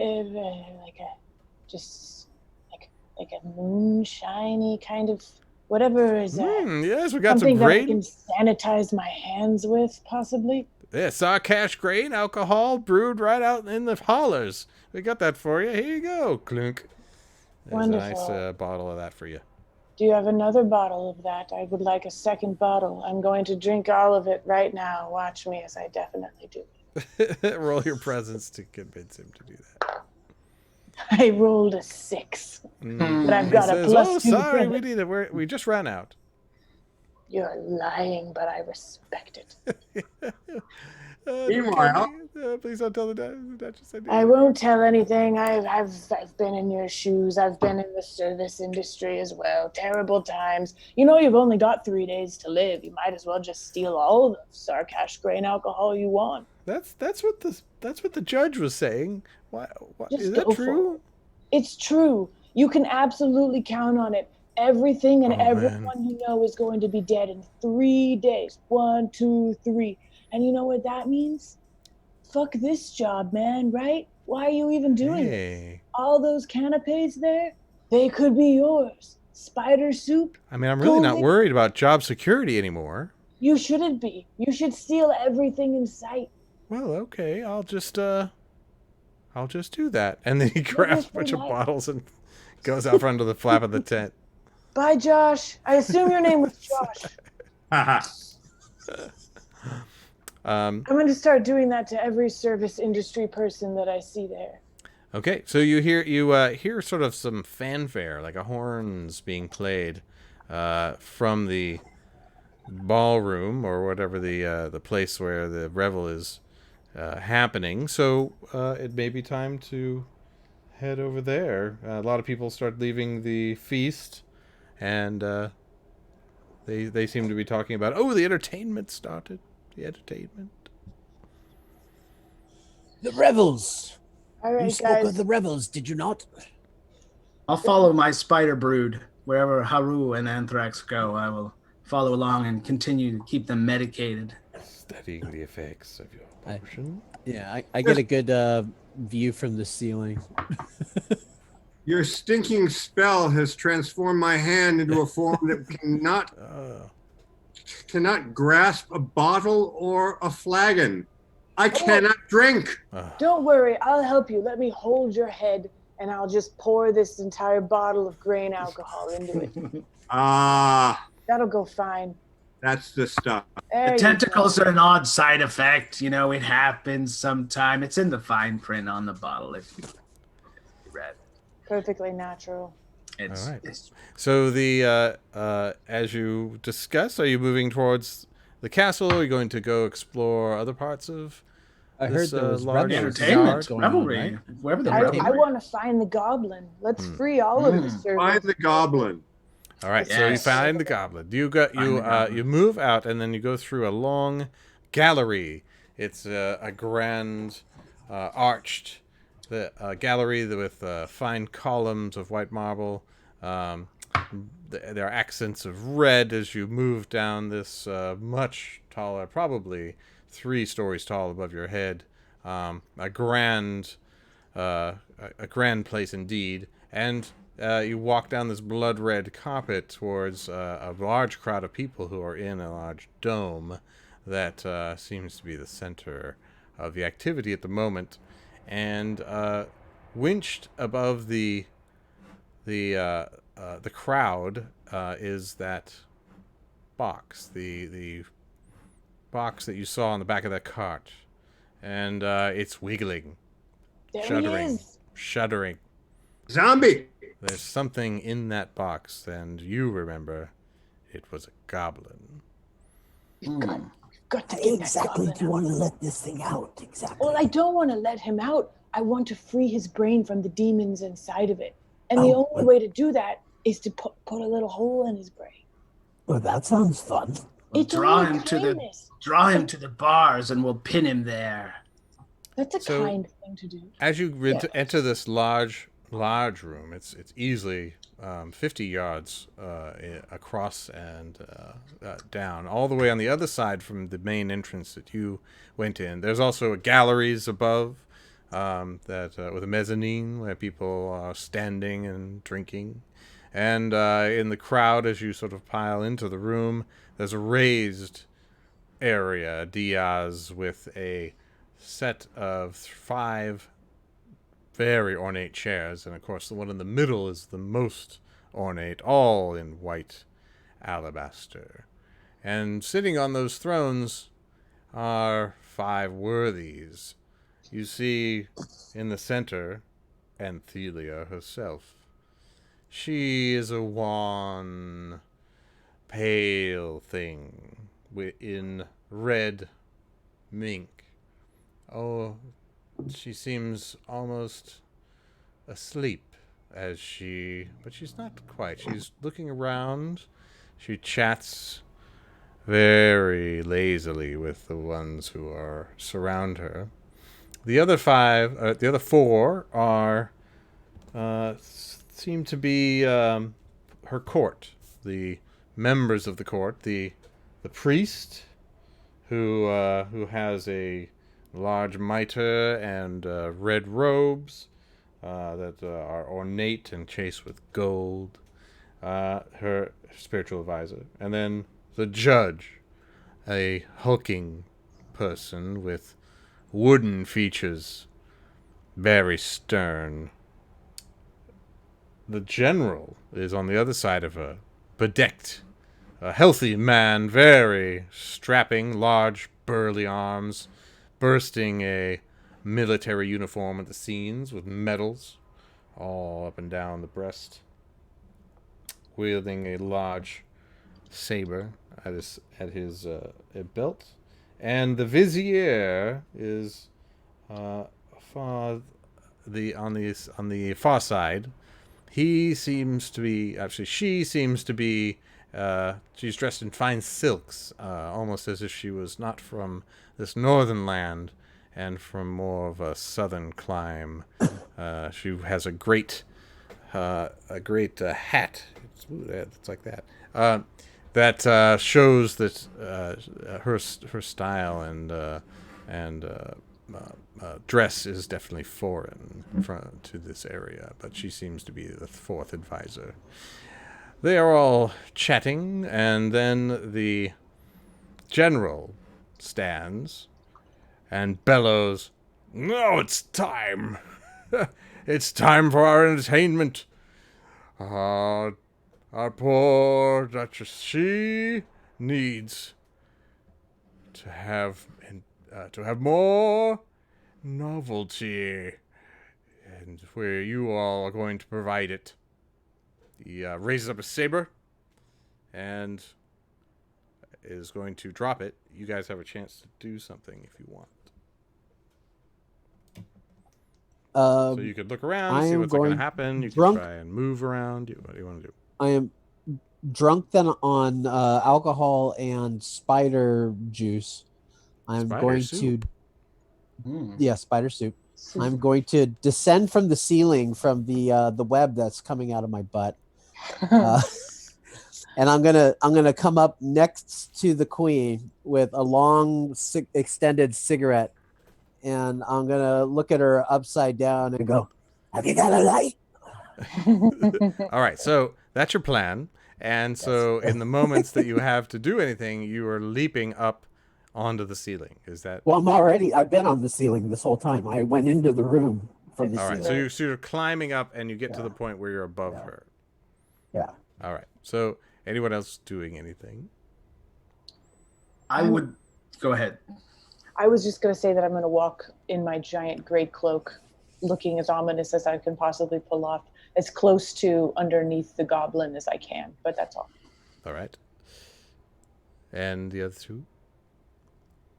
I am going to also come down from the ceiling, and with my sticky tentacular fingers, present her with the drawing that the mad caricaturist did earlier as a gift to her. All right. So you begin. So you also reach the point at which you could descend to her. So you're still on the ceiling. Well, once again, I am hanging down upside down through a filament from my butt as my comrade. Yes. You guys have not descended yet, is what I'm saying. So we're cutting. Yeah, Marty's saying we haven't done it yet. Yeah, we have not. We're going to cut to the point where you descend in a moment. My butt is twitching with webular anticipation. With arachnid I'm acting like a composer as I'm dangling these spiders and pretending like I'm controlling everything that's happening in the room. I'm some mad puppet master. Yes, it's all going exactly according to what's inside my head. All right.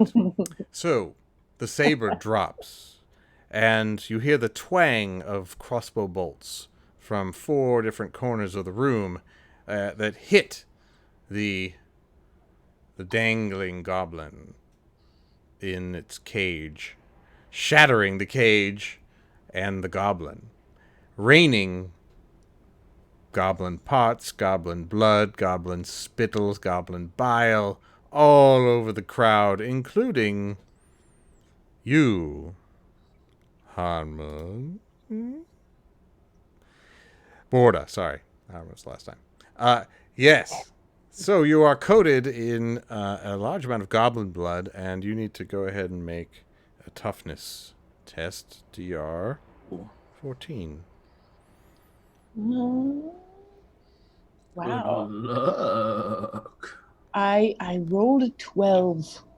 All right. And I have a toughness of 0. Is this a time to use an omen, or is this a time to just roll with it? Nope. Omen. You might want to use an omen as the blood got in your mouth. No dice. This time I rolled a 5. Unfortunately, the goblin blood gets into you somehow. It soaks into your skin, and let's see. Go ahead and roll a d6 for me. Use my lucky d6. I rolled a 3. So the goblin hits you. It rolls right onto your chest. It just happens to get like right into your chest. You feel it burn as it soaks in, and your torso starts to twist and deform until it's blackened and crusty and green and goblin-esque. So your body, not your arms, not your legs, not your head, but your body is now a goblin body. Oh, God.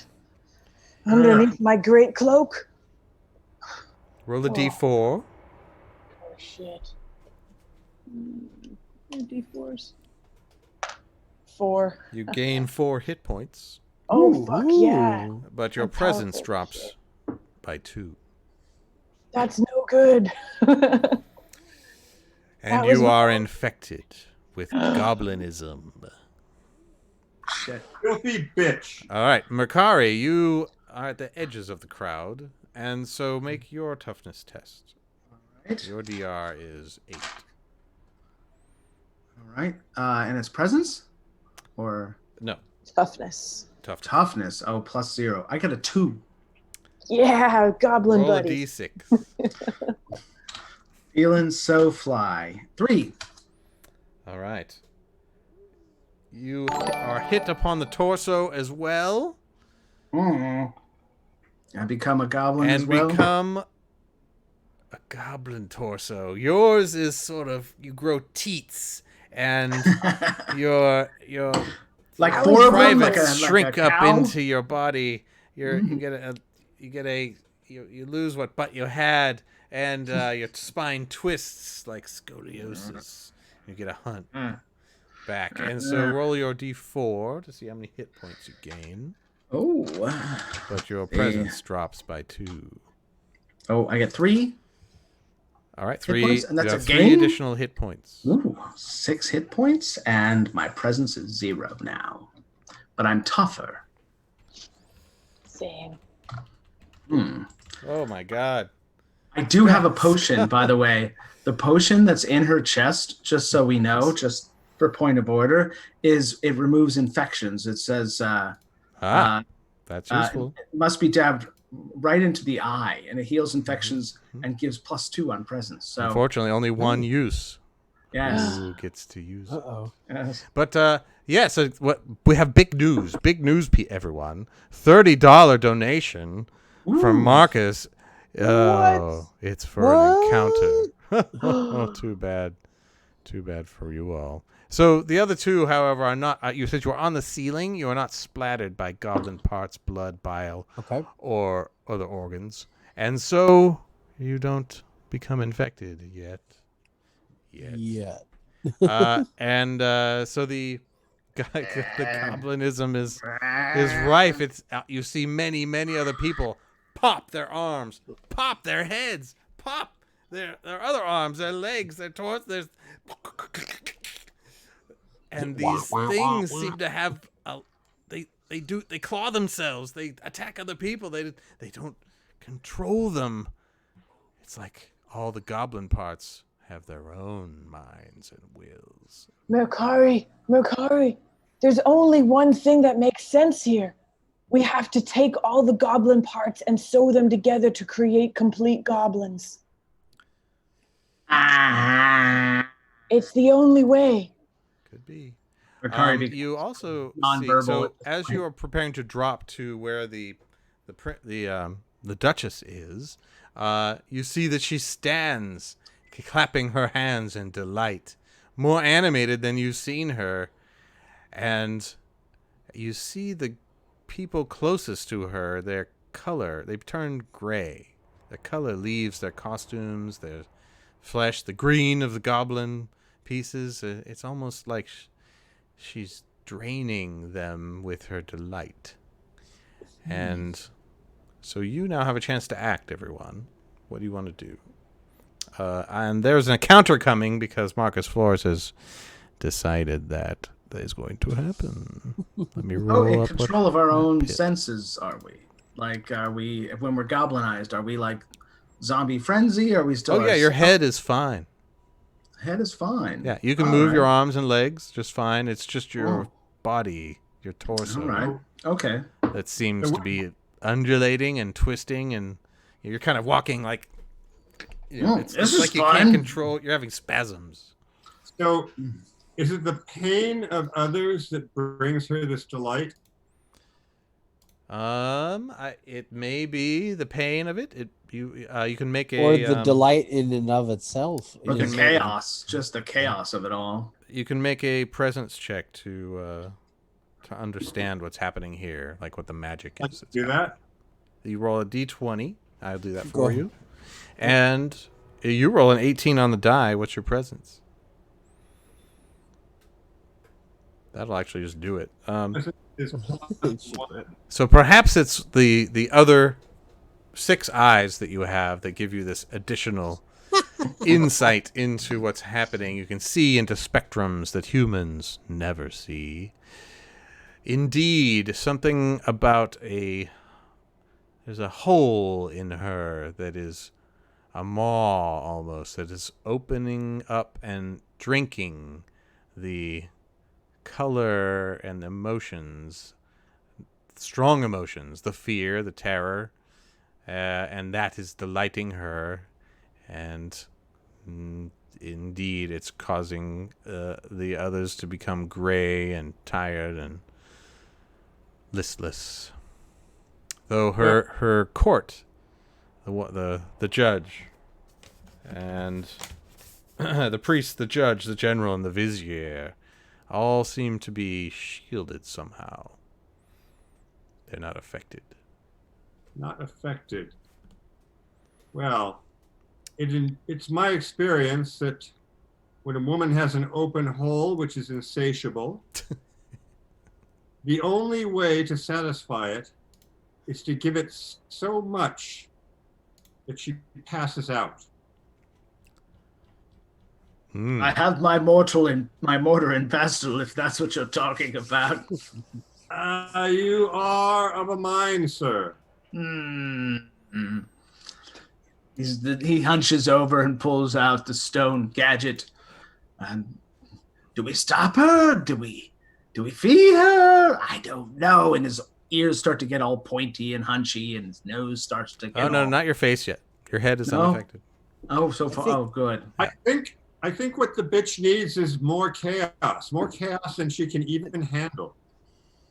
I think that's what I'm saying. That she fills to the point of bursting like a pustule. Yes. Like a mosquito, where you squeeze your arm as it explodes. Exactly. It's Well, that's definitely happening. The entire place is going. I think that's happening crazy. already. I think Anthrax sees what's going on with his friends, and his friends are turning into goblins, and it was at the cause of the queen's entertainment, and the queen is clearly doing something, that's bad for her subjects and bad for my friends and bad for the kingdom. So he's going to tie his grappling hook into a noose, and he's going to drop it from the ceiling and try to lynch her. Yes. We really are the good guys. Yeah. All right. Make your attack. You can use your strength to. Okay. I got a +1 on grapple. that. +1 makes it an 11. All right. That usually that is going to be a 12, so you fail unless you want to use an omen to reroll. I do want to use an omen. omen. Oh man! Thank you, Marcus. Mm-hmm. Yes. That's a natural 20 +1. Oh no, you didn't. All right. You not only drop down your noose upon her. The 20. Natural 20. Diddly, diddly, diddly. Respect the 20. All right. You get your noose around her neck and draw her up into the air. She is now undergoing autoerotic asphyxiation. Yes. And having the fun. Biggest orgasm of her life. All thanks to you. So the question is, and she immediately stops the draining and is now unconscious, hanging from your thread. So are you going to let it down? Are you going to continue the strangulation? Drain her vital. I think I'm just gonna fluids. do a big hard yank on the thing to break her neck. Okay. You can go ahead and roll your strength again. Yeah.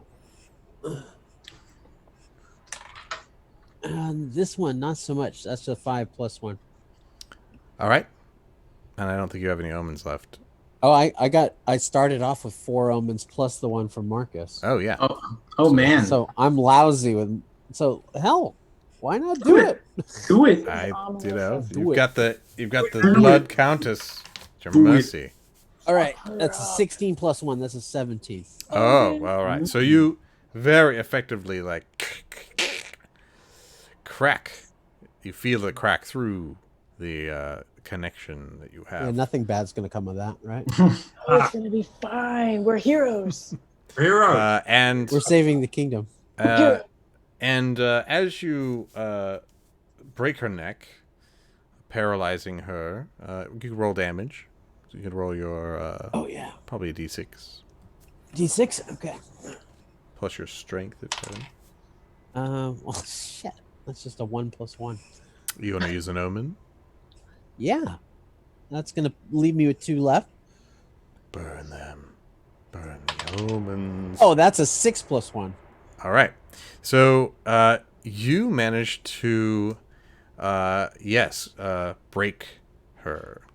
So in this game, when you die, you're broken.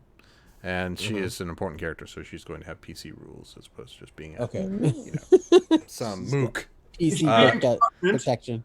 Right, so Plot I'm protection. going to see how she, we broke her, and we have some options here. All right, so she, is limp upon your line, hanging there. There's an uproar. We should probably do initiative now because her court is going to be able to act. So let's roll that. D20? No. We just do a D6 and see if the players or the bad guys go first. Who wants to roll? This is a stripped down. The Dark Lord gets to roll, I suppose. Yes. So that means the players get to go first. So each of you can decide to do something. How close are we to the other four of the 5 thrones that were at the front? Well, the 2 Spider-Men are above the dais upon which they sit, so they are probably 30 feet down. Then you are in the middle of the room, so you're about 25 yards away, so 75 feet. And then I believe the druid is all the way on the other side of the room, so 50 yards away. I will release the hounds. It says that my character has a small but vicious dog, which is funny, Because you have that in real life, and your other character has that. Yes. I'm beset by What's the name of your dog? I think Steve.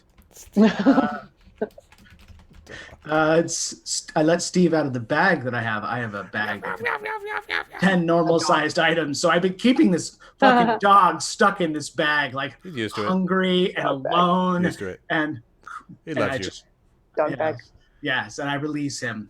And I launch him toward the thrones and hopefully being able to get someone to So he's scrambling amongst the goblin parts and the rapidly goblinization of an entire crowd of people. Yes. As the uproar happens, there's about half of them who are drained of all their color and generally life essence, so they're all dead. But the right about where you are, right before it got to you, the drain. So many things to click. Borda. Everyone else is still undergoing goblinification, and you see that the ones who have their heads changed into the hideous hybrid shark-nosed goblins are biting others, and they're increasing the infection. Pop, pop, pop. As all of these people are becoming goblins. All right. I would like to rappel down through my butt web, taking out my bottle of red poison, 4 doses, toughness DR12 or D18 damage, and taking out a quill, draw dicks of poison on the foreheads of all of my foes. All right. You can definitely get one of those people done. So which one will it be? The priest, the judge, the general, or the vizier? Who are you going for first? Fuck the church. The priest. All right. As you get closer to the priest, you drop down. It's quite a surprise for this worthy. Yet they seem to be have a shadowy nature. Something about how they are partially see-through. Might not be as easy to hit them as you think, but you could try. You need to make a DR12 to hit him. And you're going to roll, and I'm going to roll for you. You're using your strength to strike this, I think. And what implement are you using to draw this dick?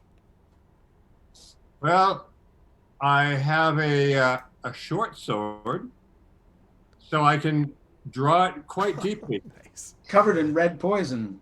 A short sword Fantastic. covered in red poison, upon which I will draw dicks. That's carving dicks, perhaps? Because you rolled a 19. So You he was very surprised. You easily drop down behind him, penetrate him with your short sword, which, is plenty long enough to cause a lot of damage. So 4 inches is enough to really take care of anyone. Oh, yeah. So you get to roll the damage for your sword, which I believe is D4. And also the damage for the poison, which is D12. D12. All right. D10 damage. So you roll a 4 damage for the sword, and then a 6 damage for the poison. And you slay the priest. The priest is run through. The poison takes hold almost instantly because you stabbed him right in the heart. And he chokes as his lungs and heart freeze up from the paralytic toxin. And he drops. His hat falls off, and he becomes completely visible. All right. Can I grab the hat?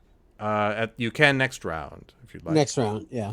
Good call. Excellent. And so, who goes next? Heroes.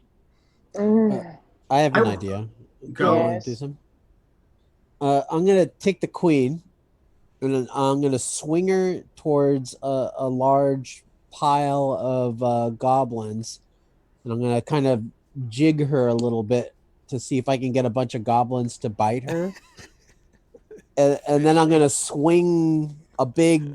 Once I get a couple goblins on the hook, I'm gonna swing that ball back towards one of the enemies. All right. That's pretty awesome. So That's a great plan. this will be kind of a 2-turner. So Yeah, first you're we gonna can do the swing her over jigging there and first. see if you can get fish some goblins in. So go ahead and roll your strength to accomplish the reeling out, as it were. God Casting. damn it, it's a 3. I'm gonna roll one of my last 2 omens Oh. because I want this to work. This is too epic to work. Question. That's a 15 plus 1. Okay. 16 will definitely do it. So you managed to cast the body of the Duchess, and goblins latch onto her alabaster skin, marring it with their foulness as she is buried in a pile of goblins. All right. We have 2 more players to go. Could I tell Borda something to inspire her? Yes. I say, You'll Borda, have to shout it. You're quite a ways away. Borda, you have it inside you the whole time. What the fuck? I start to retch and sort of get more goblin-y as last words leave my mouth, and I grip at my chest in the spot where she has the potion like embedded in her chest. Oh, my pouch. The pouch. You're talking about my skin pouch with the pus in it. Pustules, yes. You're talking about my He's pustule pouch. twitching and goblinizing. Yes, he's trying to nod to her. Okay, I'm gonna run back towards my buddy Mercari, with whom I have a quick growing business trepanning people that didn't ask for it. And I'm going to shove my way past all of the goblins that come across my path. All right. You'll need to make a strength to do that. That makes a lot of sense. Just 8. Oh, they're Ooh, I really rolled pretty a 19. distracting. Oh, well, no problem at all. You just plow through them. You hit a lot of goblins who just have goblin legs, and Why they're do I just have all I'm so twittering, powerful. twitching as they do that. And you make it to Mercari. And I rip my pouch open, spewing pus and blood across everyone around me. All right, take a point damage, because as the That's goblin, fine. Oh, that's the only point she's got, right? as the goblin No, I am a goblin. torso. Yes. Oh, Yeah. So the goblin, I know you have more, but the goblin torso formed over your pouch, so you need to Sure did. cut it That's- open, Rip into damaging it. yourself. I didn't notice. I used my weirdly sharpened fingernails to rip into my own flesh. Yep. And I Yep. go, oh, that wasn't like that before. That's Well, unfortunate. we get a close up on that shot. It's definitely a nice practical. Yeah, no, it's nice. They have a lot of that ketchup-y blood that you Yep. can tell is mostly ketchup, and that's Yep. okay. And so you get the potion out. Are you going to drink it? Are you going to give it to him? No, I'm a hero, Marty. Oh, you're gonna save me? How dare you imply that I would drink the potion? I have no idea what this is. I see. I just know that he wanted it. Okay, very nice of you. So, Makari, it's your turn. Rub it in my eyes. Are you sure? This seems terrible. Are you okay? I trust you, partner, friend. We're gonna trip hand so many people together, buddy. So it says that it heals the infection and gives +2 on presence tests. So does it remove the goblininess? It does. Your chest There you go. transforms back as the goblin is purged from your system in a massive gaseous emanation from your behind. And I go, no! You were supposed to use this on yourself. I didn't. You didn't say that it was a healing thing. I thought you were just trying to get No high complaints. again. No complaints. Happy I to thought live you- while you die. It's all. But you were always getting high. I don't want. All right. to Now, of course, it's the end of the player's turn, and that means those who are affected by goblinism need to roll their toughness to see if the disease progresses. I progress. You want to use an? You want to use a? Omen? Do you I want to should use a probably- omen? I've only got. Oh, I've got 2 more after this. Omen 2. Oh, fuck! I rolled the same thing. Ah, okay. Roll a d6. Oh. The good news is I could make this potion again. You know, just keep you in a cage for a while until. 2. All right. That's going to be. So your arm becomes a goblin arm, and it's just, and it scratches your face. Oh, the terrible talons you now have are even worse than ones you already had, and the skin simultaneously gets scaly and slimy. It's super moisturized, but also dry. It's the worst. Nice to be moisturized in a game for once. Oh, terrible, terrible transformation. And so now, of course, it's the turn of the court. But we are at 10 o'clock, a little past 10 o'clock, so we're going to need to take our 10-minute break and see if we can think about what to do next. All right. Goblinism is afoot, everyone. Well, It's it's an not going arm to in go this case. well. Goblinism affects 3 out of every 7 children in this country. Won't you please help? Just 3 teeth a day is enough to. And with that, we'll see you in 10 minutes. I love you. Bye. Tuck you together in the palms of my hand. You feast thy knowledge to the fire of gathering, and beautified your garments my neighbor Lord, govern the Holy One, and deliver to your rod, with the ark of glory. All thy lift up your voices and bear obedience and faith to him that liveth and triumpheth in the dominion of your own fellow. Riders of the slain in the midst of your galaxies, and running the night through, earth and light. You therefore, run yourselves, don't come in the souls of your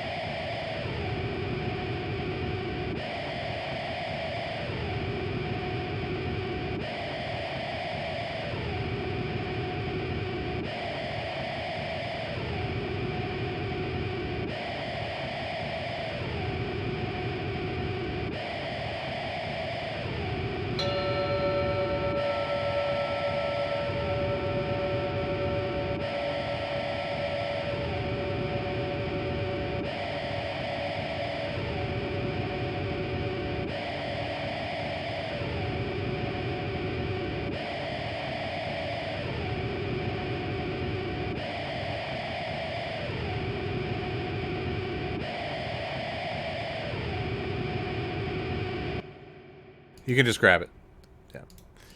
All right, we are coming back very soon here. Well, we had quite an eventful second act to this melodrama. And I I hope you're enjoying it so far. There, let me bring us all the way back. Here we go. There we are. So, we have encountered the Anthelia, the Blood Duchess, and immediately murdered her after causing an autoerotic asphyxiation. Yes, those things happen here in MÖRK BORG, and really, it's why we play the game. We're just finding out right when, just the same as you all are. So, of course, it's the turn of the enemies of the NPCs, that the other folks. Of course, the priest of the court is now dead. Yeah. At the hand of our strange and magical Haru. And then the general still's there, as is the vizier and the judge. And also Anthelia. She's not dead, but she's dreaming now.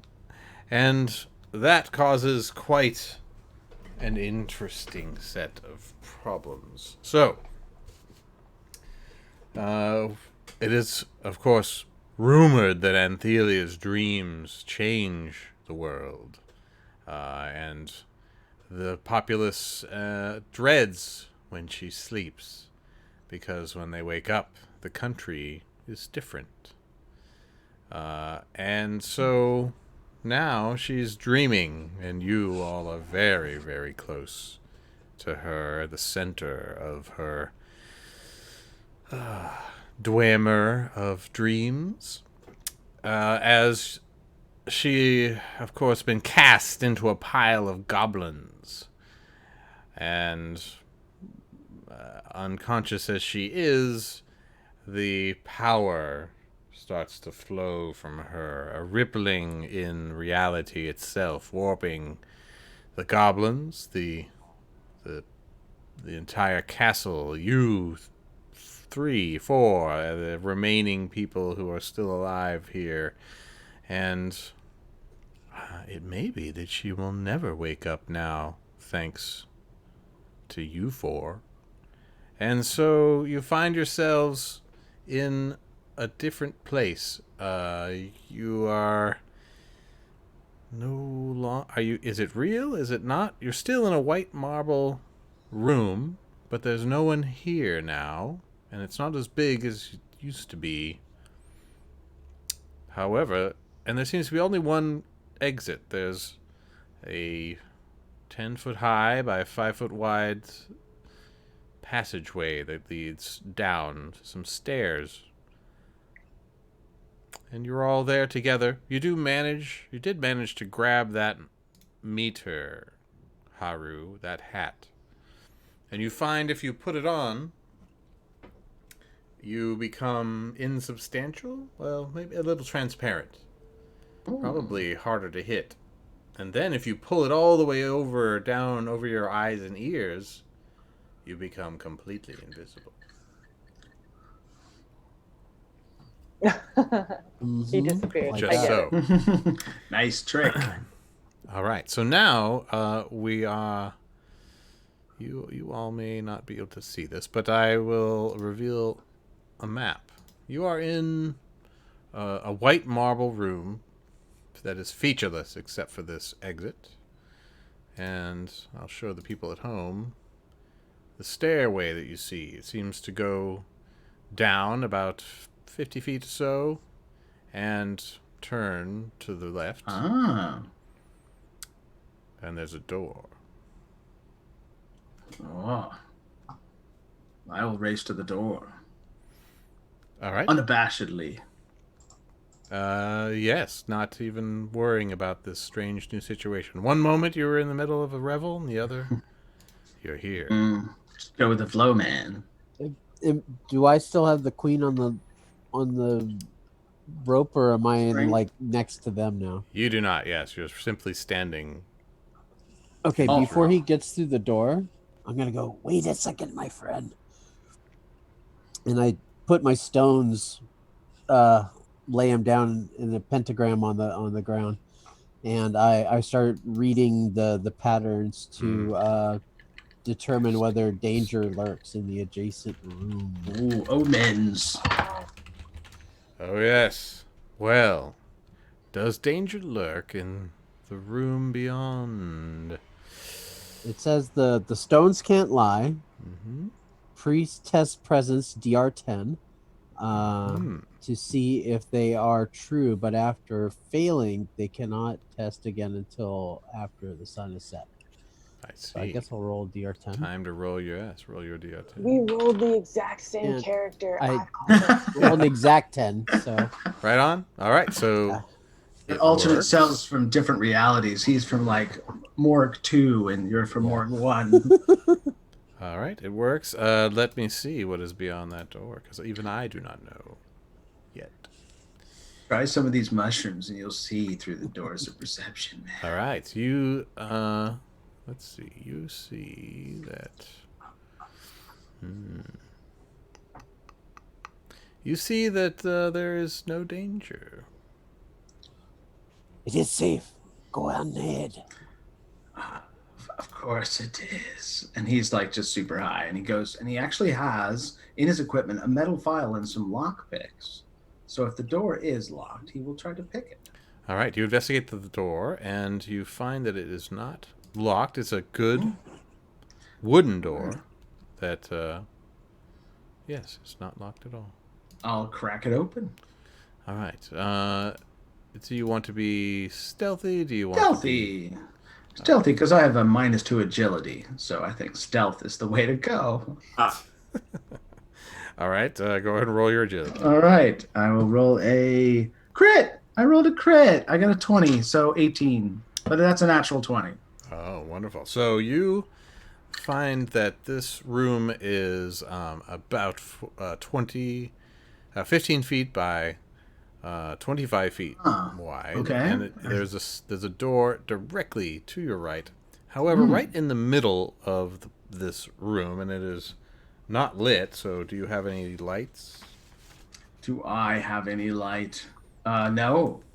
No, I don't we have live any. in a world Oh, of I have a- darkness, pain. we have a magnesium strip. You have, That's more of a flash. You have dark vision. Both the people who took the spider soup, so Haru and Anthrax, have dark vision. That's true. I have one more of these, and I will take the third. So I will become spider-like as well. And I have a goblin. Join us. Yes, and you have a collar. That's it. That's what I got.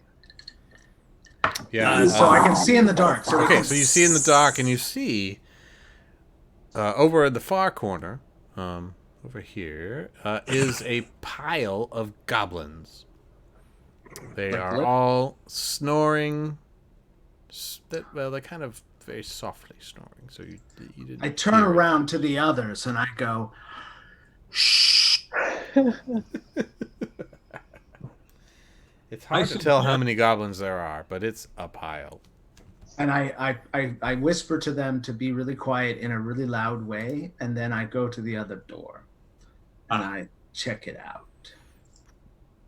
Okay. So I'm gonna let you just go ahead and do that because you rolled so well on your All right. earlier. I rolled a 19. What do I need for the door? Just a is that presence? That door is the.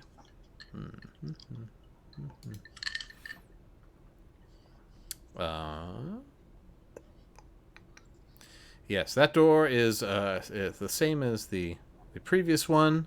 It seems to be a bit stuck. I'll try to You can pick tell that it's swollen into the frame. Let me try my goblin arm. Maybe it's really strong or something. Yeah, I'll wait for I'll wait. If I can't do it with the picks, then I'll wait for the big old goblin arm to take it out. So there, you're sneaking through the room with sleeping goblins in it. Yes. By the way. And yes, and then I'll wait. I'll call her forward. I'll call Borda and say, Borda, smash. Okay, Borda, make your make an attempt to sneak, which is going to be an agility test. Oh, I did okay. Let's see. I rolled a 16 plus 1 is 17. All right. Yes. Not even a little fluttery snort from the pile of goblins in this room. I sweep past in my great cloak, and it muffles all of my sounds except for this thing. Well done, and? I point her arm, I'll grab her arm, and I'll sort of show her the door and show her where I need her to punch because she can't really see too well. Oh, yeah, okay. I got this egg. Can I, like, rip it open or try to like, roll a scratch strength. it?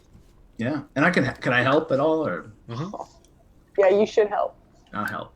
If you help, it'll be a +2. All right, I can help.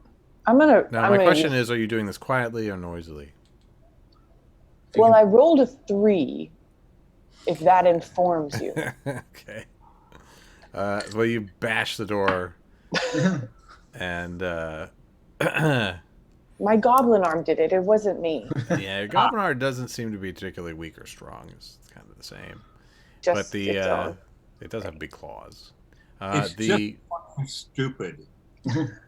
Yeah, it's a dumber arm. It's the stupid one. So, yes, you do not open the door. It's still stuck, and you made enough noise so that. Yeah, you definitely heard the goblins go.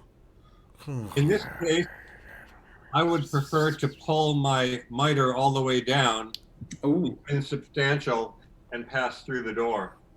Oh, yeah, we'll back out of the room and let him sort of quietly work the door. So you go up to the door, and you pull the mitre all the way down, and you bump against it. Turns out you're invisible, not insubstantial. You can fiddle with the door all day. Tangible more than once. All right, so I think there's one more person with a turn, which. All right, I think I'll. Sorry, let's turn off the voice thing. I think I'm going to, as stealthily as possible, just use sheer strength to open the door. Just like pulling on it or something like that. It definitely looks like it opens out. So outwards. Okay, well I'm gonna push with my shoulder against it. Okay. Roll your strength. Test your strength, I should say. And I roll a 17 plus 1. That's 18. Ooh. All right. You manage to roll well enough that you actually don't make a lot of noise. You knock it real quick, open it up, and in the next room... And Haru just goes right through it, just transparently. No resistance. You see... let me discover what's in here.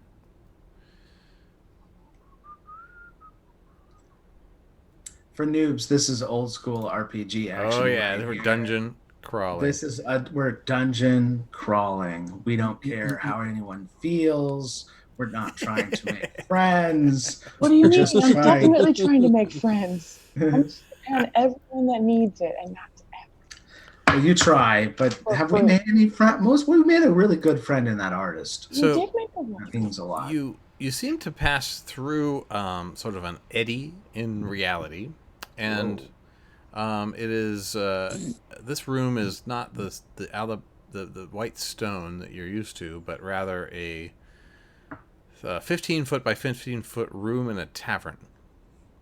A tavern. And sitting in the center of the room is a group of few people. 4 people in the room, and they are all people that each of you know as extremely good friends. You're like, oh my gosh, hey! You guys! What? I haven't seen you forever. What? It's a man. What? Who are these people? Jorgen, what's up, my man? That's right. Is it the painter? I think the painter will be there. The painter. Okay, sure. The troll.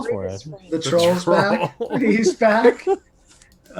He doesn't have his testicles, but it's okay. You know, and I think the leader of the bone crew or the teeth crew. Yeah. He's a very good times. Good times. See, we've made a lot of friends along the way. I pull out my other set of teeth and greet them.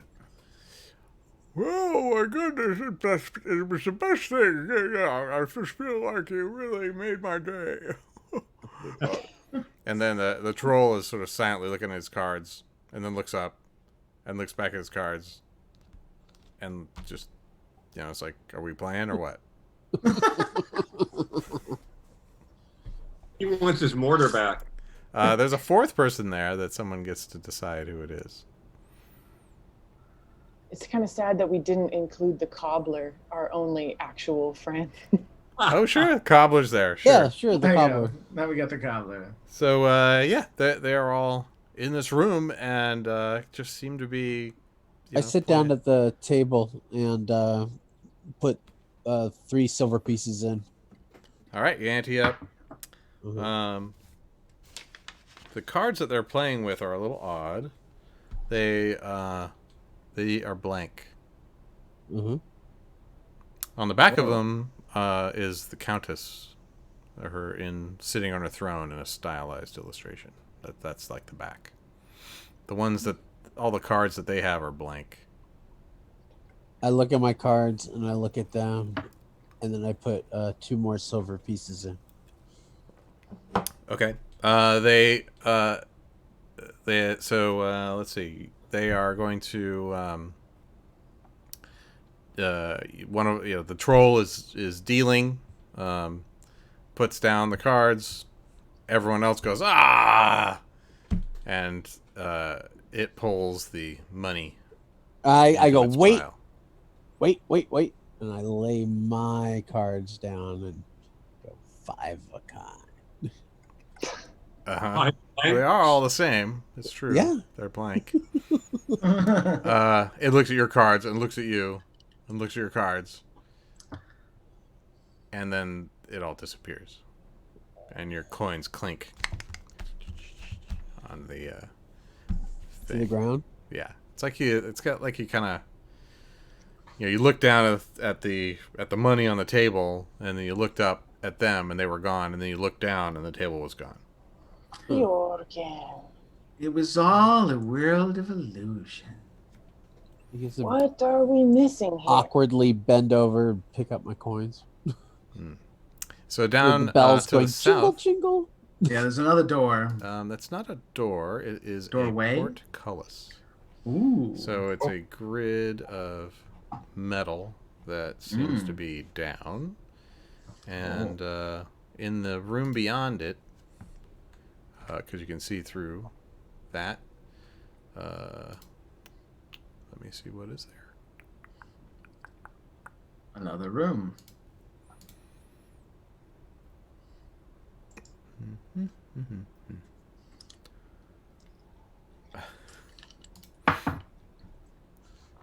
All right. So there's some noise. You can't, until you go over to the portcullis, you can't really see what's in there.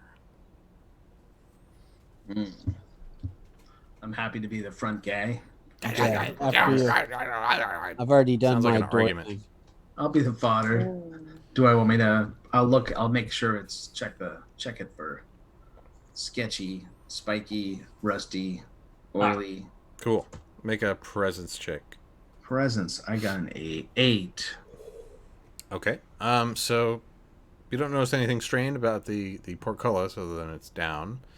There's no lever or anything on this side, but you do see in the other room 2 goblins fighting over a box. Fighting They're over a like box. one of them has a grip like this, the other has a grip like that, and they're like. I called to the strongest, heftiest of my crew and asked them to help lift this portcullis. I I found out that's not me. Yeah, that's you. Anthrax, help me with this. Very well. And I'll climb up to the top and pull from above while he lifts from below. Okay, roll your strength. Whoever's got the highest will get a +2 from the assist. Go for it. I get a 10 plus 1 plus what? 2. So 13. 2 says 13. 13 will raise it up enough for someone to crawl under, but not I'll all the way crawl up. under. I am small. Bjorn, go. All Go! Well, we can only hold it. Crawl first. under, and yes, there are two goblins, one large, one medium-sized, and they are tussling and just throwing each other around, seeming to, fight. They're fighting over some kind of wooden box that they have in between them. Does my arm want to fight for the wooden box too? The arm wants to, yes, go. It senses the other goblins, and it definitely wants to pull you over there. It's reaching out to them. Who am I to say no to my goblin arm? I will let it lead the way. Okay. But in the meantime, as it leads me toward them, I want to turn around and see if I can see a lever or anything against the wall. With your human arm, there's a lever that seems to be a winch that you can turn. Well, I rolled a 15 to tell myself whether I was fast enough to lift the lever before my goblin arm runs away. Actually, it's a winch. So what's No, it's happening not. is with your with your human arm, you're like turning the winch, and you made enough strength to like do that to raise the portcullis up, and your other arm is like You have no idea how hard this is. This is It's incredibly hard. difficult. Really I feel hard. this is my offhand. I should tell you, this is my offhand. I don't use this one. It's All my right, bad and one. since you're It's a lot spending, easier if you all use right. So both what are the arms. other I three do? can't. This is not my arm. What do the other three do? I'll try to slip in if I can while it's down. I yank my invisibility miter all the way down and get in without any goblins seeing me at all. Yep. Okay, so you all make it in the room, and the goblins are still fighting away with each other over that box. So I continue invisible to the box, and without them what's happening, yank it away. Okay, make a strength test to do that. Not going to be hard. 10. So I will do it for you, because I keep forgetting that I dice. So new, doesn't have dice. I rolled a 17 for you, cuz. So, you easily snatch it away, and it is now floating in the air, and they're like, yeah, let's see if the goblins... Okay, Somebody should take they out those- decide that one or the other grabbed it and hit it, so they start fighting each other. Yeah. And Nice. they are tearing into each other. So a goblin fight is not a pretty thing to watch. It is savage as fuck. They don't We'll have work our way through the room. Just any get away. compunction. It's horrible. And as a matter of fact, as you sneak past, you are splattered in goblin blood. Everyone make a toughness test. Except for Borda. Although, Borda, you do need to make one because it's the end of your turn, and you exerted yourself, so you need to see if the infection It's a spreads. 9 I plus rolled 1. 7. Oh, wait. Toughness? Is that different from strength? Yeah. Yeah. That's just a 9 then. 16. Okay. Anybody hit a 10 or less than a 10? This is a skill beyond my ability. Oh, yes, of course. So wait. what's your toughness I think I said bonus? a 9, right? I rolled Yeah, a 10 for I'm you, less so you're not infected. However, it sounds like Anthrax has caught some sort of disease. Uh-oh. All right, and then Borda, roll a d6. I And did. I rolled a 6. I feel like that's bad. No, not as it's your feet change into giant goblin feet. So the fine boots you were wearing are burst open, and you have these large clawed goblin just ham feet. Hams with feet. Yes, And they move of their own accord. So you Shit. you now need to make a DR12 or fall when you try to move.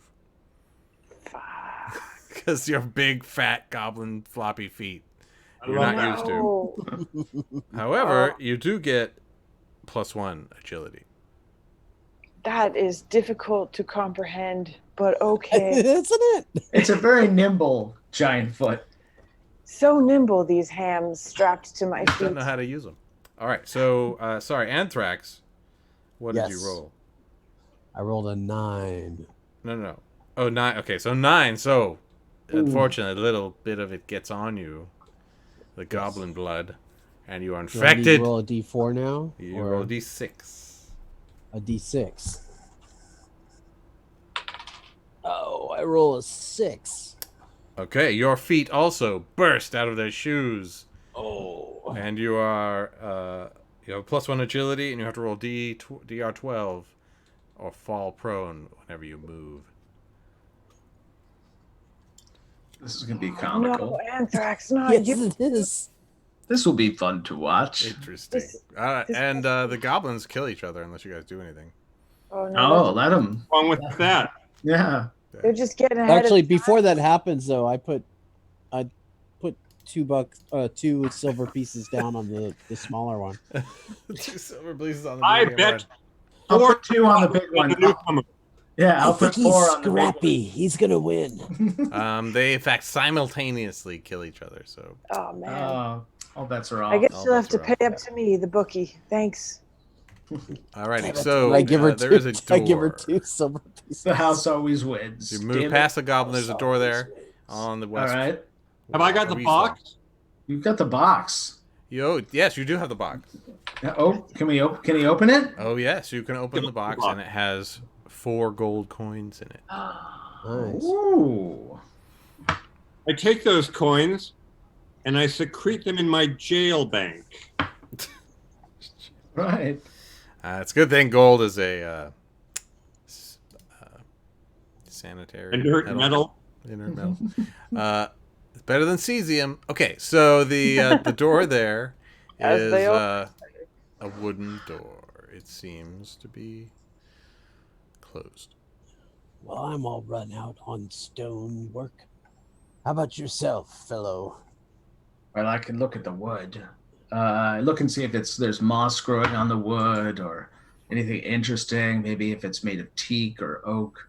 It seems to be like pretty plainly made. Definitely pine. Pine. It's the cheap stuff. I think we could probably get through this. Try to percept or. Yep. What do I roll need? it. What I need to roll that? Oh, I rolled badly. A 4. I don't know. I can't figure this out. I walk yeah. away. I sadly. tried to open the door using the handle of the door. It is locked. Problematic. My friends, I have detected an issue with this door. It is locked. Does the Yes. door open in or out? Out. So you would have to push it, not pull it. That's right. Oh, you're right. You're right. Let me try again. The handle does not turn. It's locked. Shit. I stand dejected in the corner. I just- try to kick it with one of my big ham hock feet. Okay. Brilliant. Roll your Brilliant. strength. All right. Doesn't have to roll to see if he falls down when he Yeah, I does. was just gonna say I need to do that. I rolled a 13 plus 1, so that's 14. Okay, And you want kick me it to open. roll And make your check to see if you fall prone. that was a difficulty 12, is it? Yeah. Oh, it's a crit 1, so I fall on my Oh, ass. shit. Okay, take a point of damage as you take your big Now- floppy feet. Question: Yes. did I gain any hit points No. when I became? Well, I kick the thing, I fall on my butt, and I die. No, I mean you're broken. You I don't die. broke- So roll a great. d4. Anthrax, no! So you hit your head on. There must have been 1. a trap. Okay, you fall unconscious, This is a horrific trap. and yeah, so you fall unconscious for roll a d4. Who would have put such a 2. deadly trap on rounds. a pine door? Okay. And you wake up with 1 hit point. Okay. Could we try to help him with a little trepanning, maybe? He's certainly helpless there on the floor for at While he's least. down for a few 12 rounds, seconds. you know. I'm sure it would help a lot. It'll It's probably helped take us a everyone couple- we've ever done it to. It'll take us a couple rounds, so we're just about to set up. I've got the hammer, I've got the spike right just in the noggin. I'm Well, just anyway, about you do and he kick open the wakes up. door, revealing a bigger room, and let's see.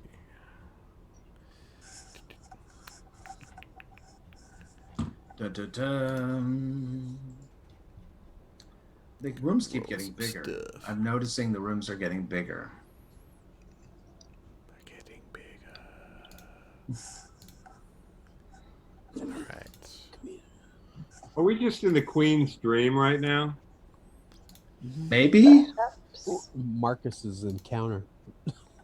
This whole encounter is Marcus's? This whole I don't know. app? Maybe Marcus is the Countess of Blood. Oh. Okay. So yeah, this room appears to be empty, although to the north there is a passageway, and then to the south is a door. I'll look to the north. Okay. Although it looks like so you walk in, roll your. You don't have Perception? the feet problem, do you? No, I don't. I got a perception 17 Okay, roll. That's what you rolled? for perception, yeah. Okay, you notice that like the entire 15 by 15 square in the middle of the room is some kind of pressure plate. Whoa. I point to one of them and tell them, hey, go stand in the middle of the room. Okay. Okay, roll to see if you fall down. I rolled an 11. Hey. You fall down. Aw. And you fall down onto wherever the pressure plate is, Oh, and it sort of bends in like a trampoline, and then pops out, launching you up into towards the ceiling. And as you fly up there, an opening, something opens above, a bar like drops out of the ceiling that seems to be grab-onable. I grab onto it. Okay, Hopefully. you're going to need to make your agility check to do that. What's my plus to my new agility again? Did I +1. get a bonus to that? Well, that's not going to be enough. Okay. I rolled an 8. Ooh. Can I aid her with a butt web? That's interesting. Sure. Yes! Go butt ahead and web. try it. You're going to need to use her presence to aim your butt web. Shit your web upon me. Pleasure. Shit. Fire with accuracy your shit web. Shit your web upon me. My this is -1. That'll be fine. I'm sure it'll work great. Okay. And so I need to roll that. The title of this episode is Shit Your Web Oh, Upon man, Me. I rolled a 19 for you. So 18. Nice. Oh man, there is a gusher. There's a Peter North gusher of web. Just splurt, splurt, Incredibly splurt. accurate, though. And it's amazing because it actually gets wraps around her arm, her goblin arm, and her human arm, and the bar that she could have grabbed but missed. And so now she's like hanging from the bar about Just stuck to it. 20 feet up. And then the the sort of recess that the bar came out of, more stuff comes out of that recess. Spiders. A lot of spiders. No, that's Spider not friends. Spider And friends. the spiders are crawling down onto her now. No. But she can't get away because she's stuck webbed to the bar. I was okay with human shit webs, but I'm not okay with spider shit webs. So thousands of spiders are now biting you. No. Oh shit. Don't like it. So, if you have an omen left, maybe something could I be do have an omen left. What do I do? done. Okay, with I'm gonna let you narrate your way out of this if you want to spend your omen. But you're gonna take some damage. I hate this. Okay. Tell you what, I have an omen I can spend. Oh no, If I'm used awake, to I'm do that. awake, Don't right? worry. I'm just trying to think of how to narrate. You're awake, but you can't really spend omens for other people. No, I mean I could spend an omen to do something else as a Deus Machina. That's true. But Don't worry. I have an omen to spend. You have a thing? Oh, all right. Yeah. Go I through. do. But I think that I have to suffer through these spiders a little bit. I'm going to take my stone. Well, no, I can't do anything because my hands are stuck on me. Oh, okay. So I can, there's a indentation up there, right? Where the bar came yeah, it's out. like a panel that went whoosh, and then the thing came down, and also the spiders. Holy fuck that. I hate spiders so much. Oh my God. And they're like big, creepy, they're not hairy, they're like thin, black. Widow types. I got it. My goblin torso is disgusting, right? Yep. I ripped it open earlier to Sure. get into the pouch in there. Mhm. Now that there is a ton of spiders falling down upon me and my hands are tied literally, my body is going to twist around to such a degree that my disgusting Icarus goblin blood starts to spray around at the spiders, Mhm. and they somehow are disturbed by it enough to want to get away from me. And in the meantime, there's a ton of goblin ichor and pus and blood Flying around the room. just a lot of it Yeah. everywhere. Okay, so that's great. So the spiders are grossed out by your is My that what- Ichor. gaping torso Haru just puts his tongue out. All right, the spiders are grossed out, and as a matter of fact, they start to retreat because they start to become goblin spiders, Great. That's what we want. which We want are essentially want green, goblin spiders. puffed out, gelatinous spiders. You And want so goblin that spiders? you're gonna take some damage. I'm gonna see what you're gonna take D4. All right, so you take 2 D4 minus 1, so 2 damage. Okay. And then everybody who isn't infected yet needs to roll their toughness as bored Oh, as God. fluids just splatter around the room.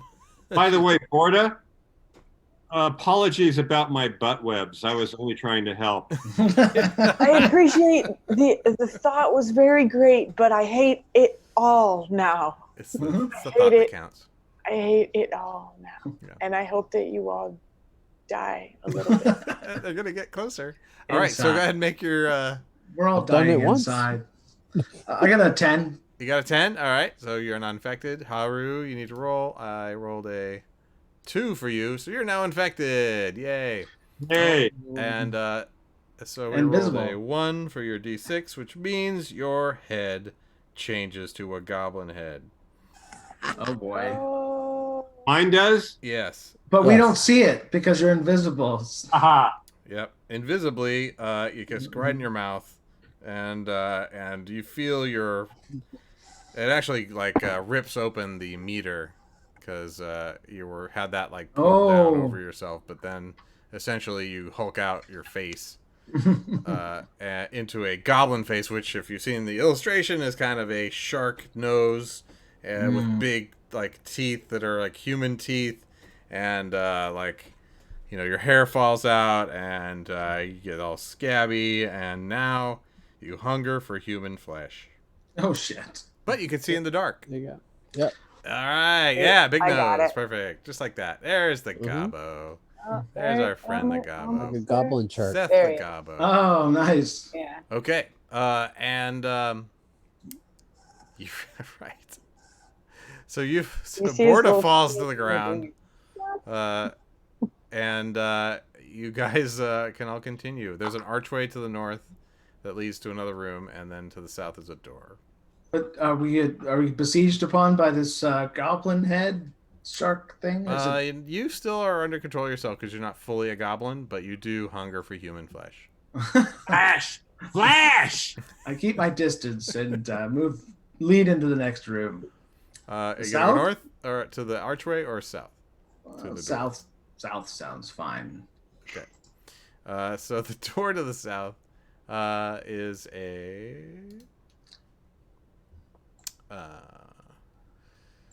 seems to be another simple wooden pine door. Is it locked? You try it and it is not locked. So we don't need to kick through this one. Got it. All right, I'll try to open it.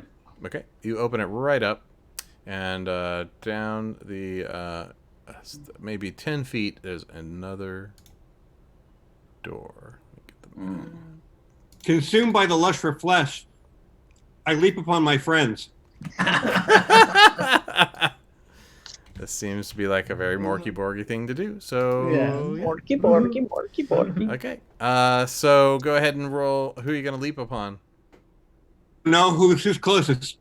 Uh, Flash. I'm gonna roll a random die. I was keeping my distance. I explicitly said I You was did keeping say my that, so we'll distance. do a D2. So it's gonna be Borda. Borda, delicious. Of course it is. You betray me. So Your succulent. stupid butt. Okay, so now we're fighting. So you guys need to decide who goes first. And I decide that. So who call odd or even? I'm sorry, Borda, call odd or even. Even. Okay, Haru goes first. So Haru, you're gonna go just try and bite, or are you gonna use a weapon? What are you gonna do? No, bite, eat her up. All right. Eat. Roll your. Wait, I've got a cleaver. You do have a cleaver. Cleaver. It's good for cutting meat. Eat her raw. Yeah. All right. Yes. Roll your strength. I'm gonna roll that for you. And if I've been rolling really well, and he rolls a natural 20. No. God damn. Okay, so yeah, that's gonna be double damage for the cleaver, which is 2d8. And let's roll that for you. Hungry. 2d8. There's 4, 2d4. and a 3, literally so no that's way I'm 7 gonna points live of through damage. this. Oh God. Yeah. So good. Sorry, Borda. Oh my God. Wait, that so is- 7 points of damage? I'm like, really? Wait a minute. So you're broken, and so let's roll a d4 for you. Yeah. Four 4 rounds. is dead. Shit. Sorry. So, well, the God. the horrible Killed me. goblin faced Haru falls I couldn't upon help you and consumes your flesh, Couldn't help filling it. his belly with both goblin and human. Which part Meat. did you enjoy devouring more, though? That's the real question here. What do you two do about this? Oh, I'm a gonna coward. avenge my friend and chop his head off with my There great we go. Kill me, please. That's what you want to hear as a MÖRK BORG Dungeon Master. I roll 4. I think I'm gonna roll again with my last omen, All right. Need a 12. and I roll another fucking 4. I turn on Anthrax to eat him too. All right. Well, you got to go next time. Mercari, what do you do? Can I throw together some kind of a cure with my portable laboratory and just Not around. Go to guess some shit? Can I close the door behind me so that like just like yeah. I'm gonna just let them I'm fight and just gonna go hope, check this other room. hope that here. Anthrax can't be wins. worse this way. I'm gonna close the door behind me and Close let the door two and of them the fight it out. horror you're witnessing. And the scene cuts as the doors closing, and he's like hunching and coming towards me. Oh God. That's So yeah, okay. Mercari will come back to you. Anthrax and Haru are now in a fight. So I think that we need to roll initiative again. So odd or even, Haru. Excuse I'll take me. even. Pardon me. Excuse me. I know you're eating, but Huh? yeah. Huh? Call odd or even, please. Odd. Okay, Anthrax, you go first. All right. You I have swing- all I the swing my props axe again. required for this. This is amazing. It was like God psychic. damn it! It's That's amazing. another 4. Another 4 to hit. Oh, All right, you're not doing Delicious well. Anthrax. Haru, you get to attack. Oh my goodness! On an 18, roll a die. Anthrax, you get hit. I'm dead. You take 4 damage. Yeah, I'm -3. Okay, so let's roll Yeah. a d4 to see you're broken. Fuck. I roll 4. You're You dead. go four dead. fours in a row. 4. Wow. All right. Haru is eating for a while, and so we're gonna follow Mercari down the next corridor. Mercari, you open up the next door, and that leads to what is an incredibly lavish bedchamber with a bed that is well appointed, very large 4-poster bed, curtains blacked out all around it. There's fine, all sorts of fine furniture, and it's fit for a duchess. So you hear the light snoring of someone sleeping in the bed. Oh. I make sure the door is closed behind me so that Psycho doesn't follow me. And then I move closer to the bed. Is it the Duchess? Yes. See, you can part the curtains a little bit and see that in there she is sleeping. What happens if she wakes up? Should I stab her in her sleep? You can make a presence test to see if you can sense this. Oh, magic. I got a 20. 18 plus 2, 20. Well, it's evident to you that either you're dreaming this dream, and thus the universe depends on your life continuing, or the Duchess is dreaming a dream. And if you end her, you might save the world. Or if you kill yourself, kill her. You might save the world. I'm going to kill her. Okay. So we're at the end of, we're at 11 o'clock, so we're going to end it here. Oh. And the way that we're going to end it is to have Mercari roll a d6. And if you roll a 1 or a 3, it was her. And if you roll a 4 or a 6, it was you. And if it was you and you kill her, you destroy the universe. The apocalypse comes. If you are right and it's her dreaming the dream, you erase this apocalypse and the world goes back to the way. All right. All right. And my friends or my new acquaintances are alive again? You were there, Scarecrow. You were there. Okay, I'm going to roll. I'm rolling with my chaos dice. All right. 1 to 3. Universe is destroyed. I rolled 3, but can I use an omen? Yes, you can use an omen, of course. All right, I have another omen. The universe for a moment. I see it. I see swallows it. the black. This is like The scales are in the balance. chaos theory. This is like The advanced chaos. door opens up, and there is the 5. goblin-headed. Oh! Yes. 5. All right. So the MÖRK BORG universe, the horrible god Necrobel and its prophets and prophecies, all were a terrible dream, and you awaken in the Middle Ages.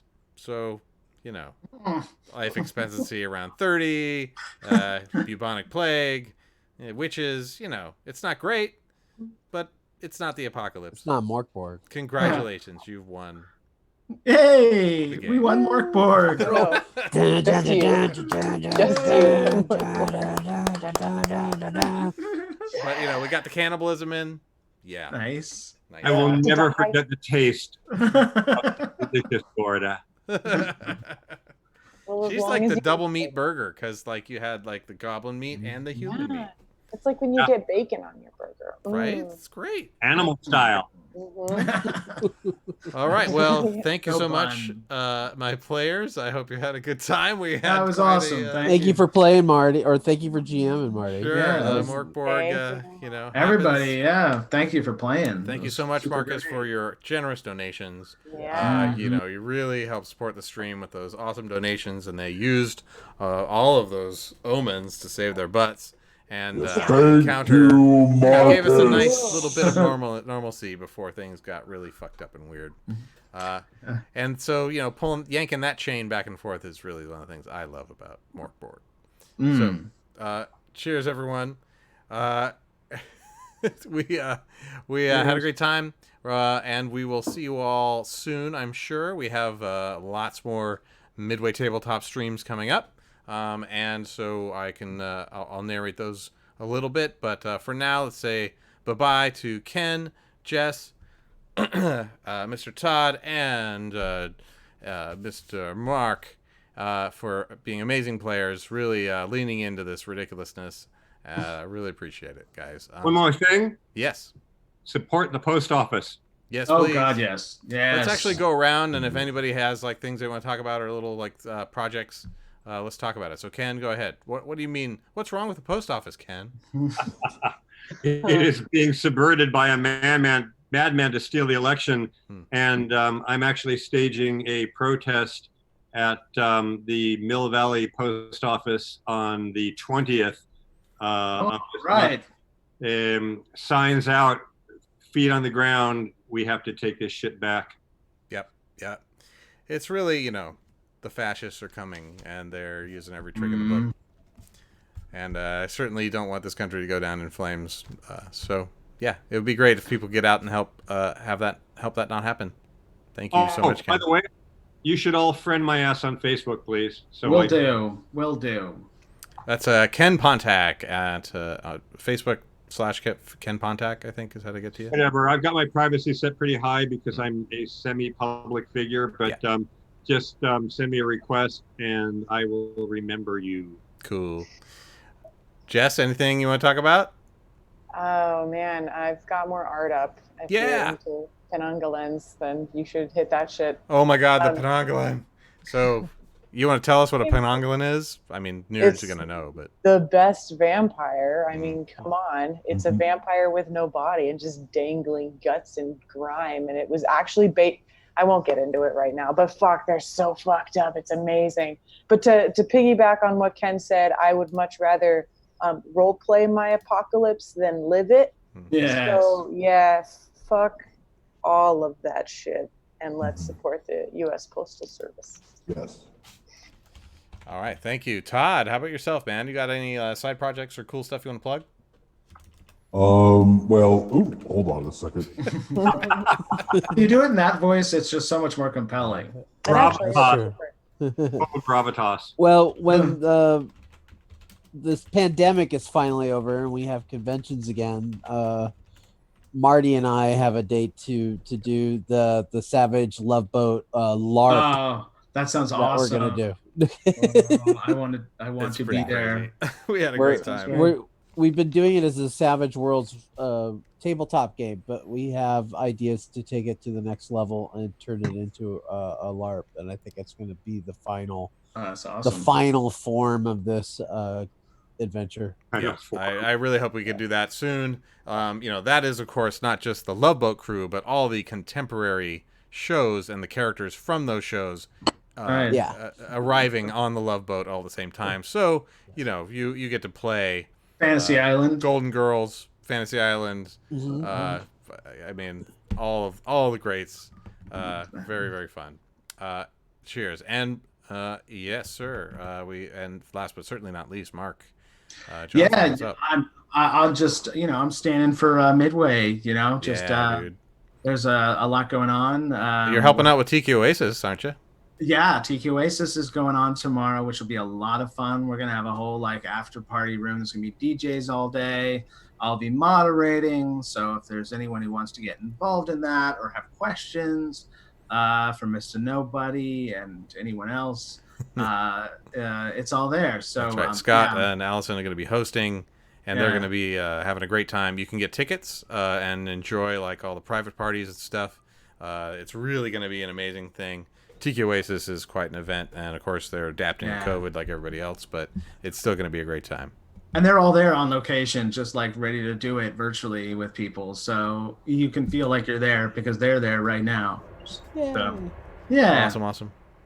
All right, everybody. Thank you so much again. This has been Shadow Stories for Midway Tabletop. MÖRK BORG, Goblin SKÜM.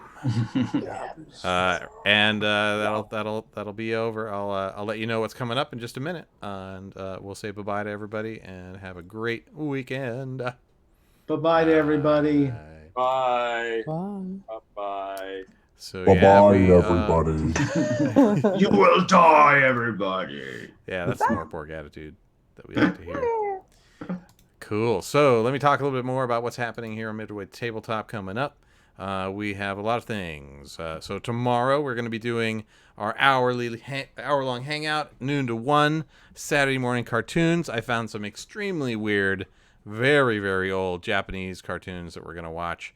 And then we're going to talk about the episode of Eternium Road on Tuesday night. And then this episode we'll have cast and crew hanging out, just talking, shooting the shit. So it's always a fun time and always interesting conversations coming out.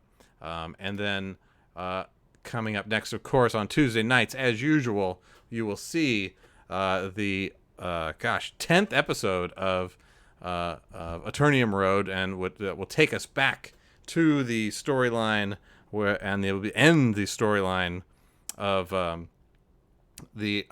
illustrious Dame Harlow and her smashing of the patriarchy in whatever way that is going to manifest.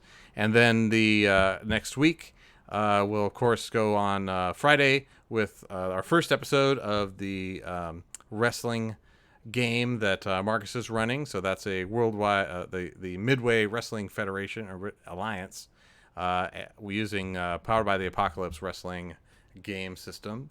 And then that Saturday again we're going to do a bunch of fun conversations, and then the Sunday Blackbird D&D comes back, a bunch of extremely drunk bartenders with the gift of gab playing games for the first time. It's that we've already had a centaur monk using the drunken monk style emerge from this madness that is not something I'd ever thought I'd see in D&D. Anyway, and then finally, amongst a lot of other things coming up, that Tuesday we'll do the last episode of the Deeplington arc in Eternium Road, and then even further out on the end of the month, we got Friday. I will be running my first Delta Green game on this stream, which is set in 1967, the death of the Summer of Love. It's going to be great. We're going to find out why you shouldn't take the brown acid in an adventure entitled The Death of Hippie. So, I love y'all. Thank you so much. We had a great time, and we will see you soon on the Midway Tabletop. Bye.